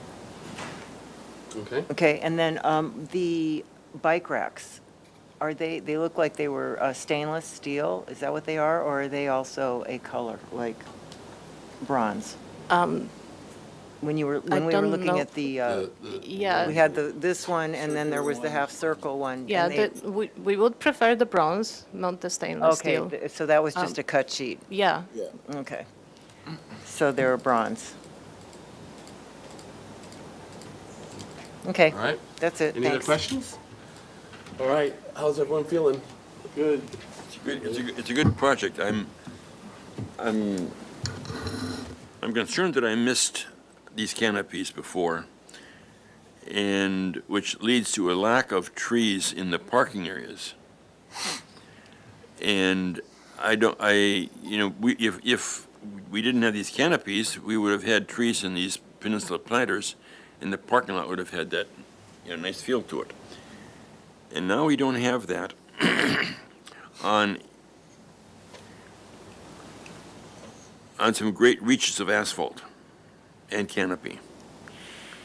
And I don't know that, it's a beautiful plan, it's a good project. I feel like we've lost something in the landscaping. Yeah, and I think part of it is also the solar is not. Oh, yeah. It's and solar and trees don't play well. Well, I understand that. But it would be nicer to be trees. And we do have a lot of plants over the fencing on those trellis as well. We are planning to plant some grapes. So if Bob can address that. Yeah. In the drop-off area, in that north parking lot, there is an island planter between the parking lot and the drop-off area. Could you point to it? Are you referring to that? Right there, yeah. So I wondered to myself, gosh, is that an area where you could put a couple of trees? Or maybe it's not appropriate. I don't know. I just look at this and say, what's that big tree on the right there? That's, Jacaranda? no, that's California Bay. California Bay. Bay. It's a very big tree. It's a Very big native tree. big. Yeah. Is that the one, could you point to which one that one is, please? That one? Yeah. That one? That's a big tree. Okay. And then the one off onto the left? These three. They're all the same, right? The first one on the left is the two lower from there, southwest of the western tree. That's along the fence. I believe those are California box elders. All right, well, I just say to myself, and is there a way to get more tree in there? And it's not a deal breaker by any means. It's a beautiful project, and I just think there's a lack of. Can I respond? If that's an open planter and there's no canopy over it, we'll put some trees in there. Okay. Okay, so that could actually even be into the final approval. Well, we're in final approval now. This is a good project, and I don't want to delay it any longer. Well, we can also give approval with the suggestion. Sure, yeah. It's. That this also be added. When you think it of doesn't have to come back here. When you think of the canopy structures that we have on the county lots on Garden Street, Those beautiful things. they're horrible things, unfortunately. They are. Yeah, Unfortunately, they are. And there's no way to get around them, and not that these will be horrible, but they will be higher, And to the back of the lot. and you'll look up at the underside of them, and they'll be higher because you potentially are gonna have a box delivery truck moving around there. and you don't want stuff torn up. So, you say, well, we'll push them higher. Well, that doesn't help me any, it's, I'm good with the project, All right, do you want anything Well, as final approval, but with the if supporting adding trees? If the applicant is saying, well, we'll get one more or two more trees or whatever in that planter that separates the drop-off from the parking, that'd be nice. Okay. The, What's the width? I think it's even 3 feet. the other, I think where it's going is we can give you the approval and with a comment that we're supporting this if it works. And then leave it in your- the other question would be, is the turnaround too wide there? And could that planter be made larger in depth to accommodate more trees, or trees? I mean, the drop-off is one thing, but you've got I don't know what that is, 20-foot wide Yeah. drive around? Drive aisle, yes. So Drive aisle? That's I mean, the if that minimum. drive aisle could be 18 or 16 or whatever for the, I don't think it will be approved. That's a minimum that we have. And we wish we could have more in Yeah. that location specifically, but we are at our minimum there for the width of the road. And I just wanted to point out that the American Indian Health, they actually are very proactive with growing things on I site. agree. They do Yeah, I have the agree. wellness garden. They Yeah. requested a green roof on the second floor to grow little things in Yeah, the pots. So they definitely will I'm just make trying sure to help that it's them a green along, so, site. Okay, so, Chair- just for the sake of tying a bow on this, it's seeming like everyone's in pretty good place with it. So I would, I would like to get a vote here soon. I feel that they have done a beautiful job, and if they're comfortable with it, they have to meet all these turnaround and everything else. And if the landscape architect believes that this is right, these are big trees, then I feel completely good about what they have done. And, of course, we're always wanting to explore these things, so there's no harm in the conversation. But I think they have done an excellent job, and that we shouldn't really belabor it anymore. Okay, I agree. Okay, great, we're in agreement. sounds like, Mr. Commissioner Chair? Drury? Yes, I'll make a motion for final approval. All right, I'll second. that. great. I heard Commissioner Jordan, maybe just because he's closer, I beat you to it. All right, so we have a motion and a second. And then this, let's see, just make sure there's no other additional things we need to do. Okay, I think that's it, right? So, great. Any other discussion? And we're all good with adding a third story too, right? All right, couldn't help it. All right, let's have a roll call vote. Thank you, Chair Grumbine. I'll begin with Commissioner Butler. Yes. Commissioner Jordan. Yes. Commissioner Drury. Yes. Commissioner Ensberg. Yes. Commissioner Lenvik. Yes. Commissioner McClure. Yes. And Chair Grumbine. Aye. Motion passes. Thank All you. right, great, thank you, great job. Appreciate it, thank you. Yeah, really good work. Yeah. All right, so anything else? I don't think so, so great, this meeting is adjourned. Thanks, everybody. All right.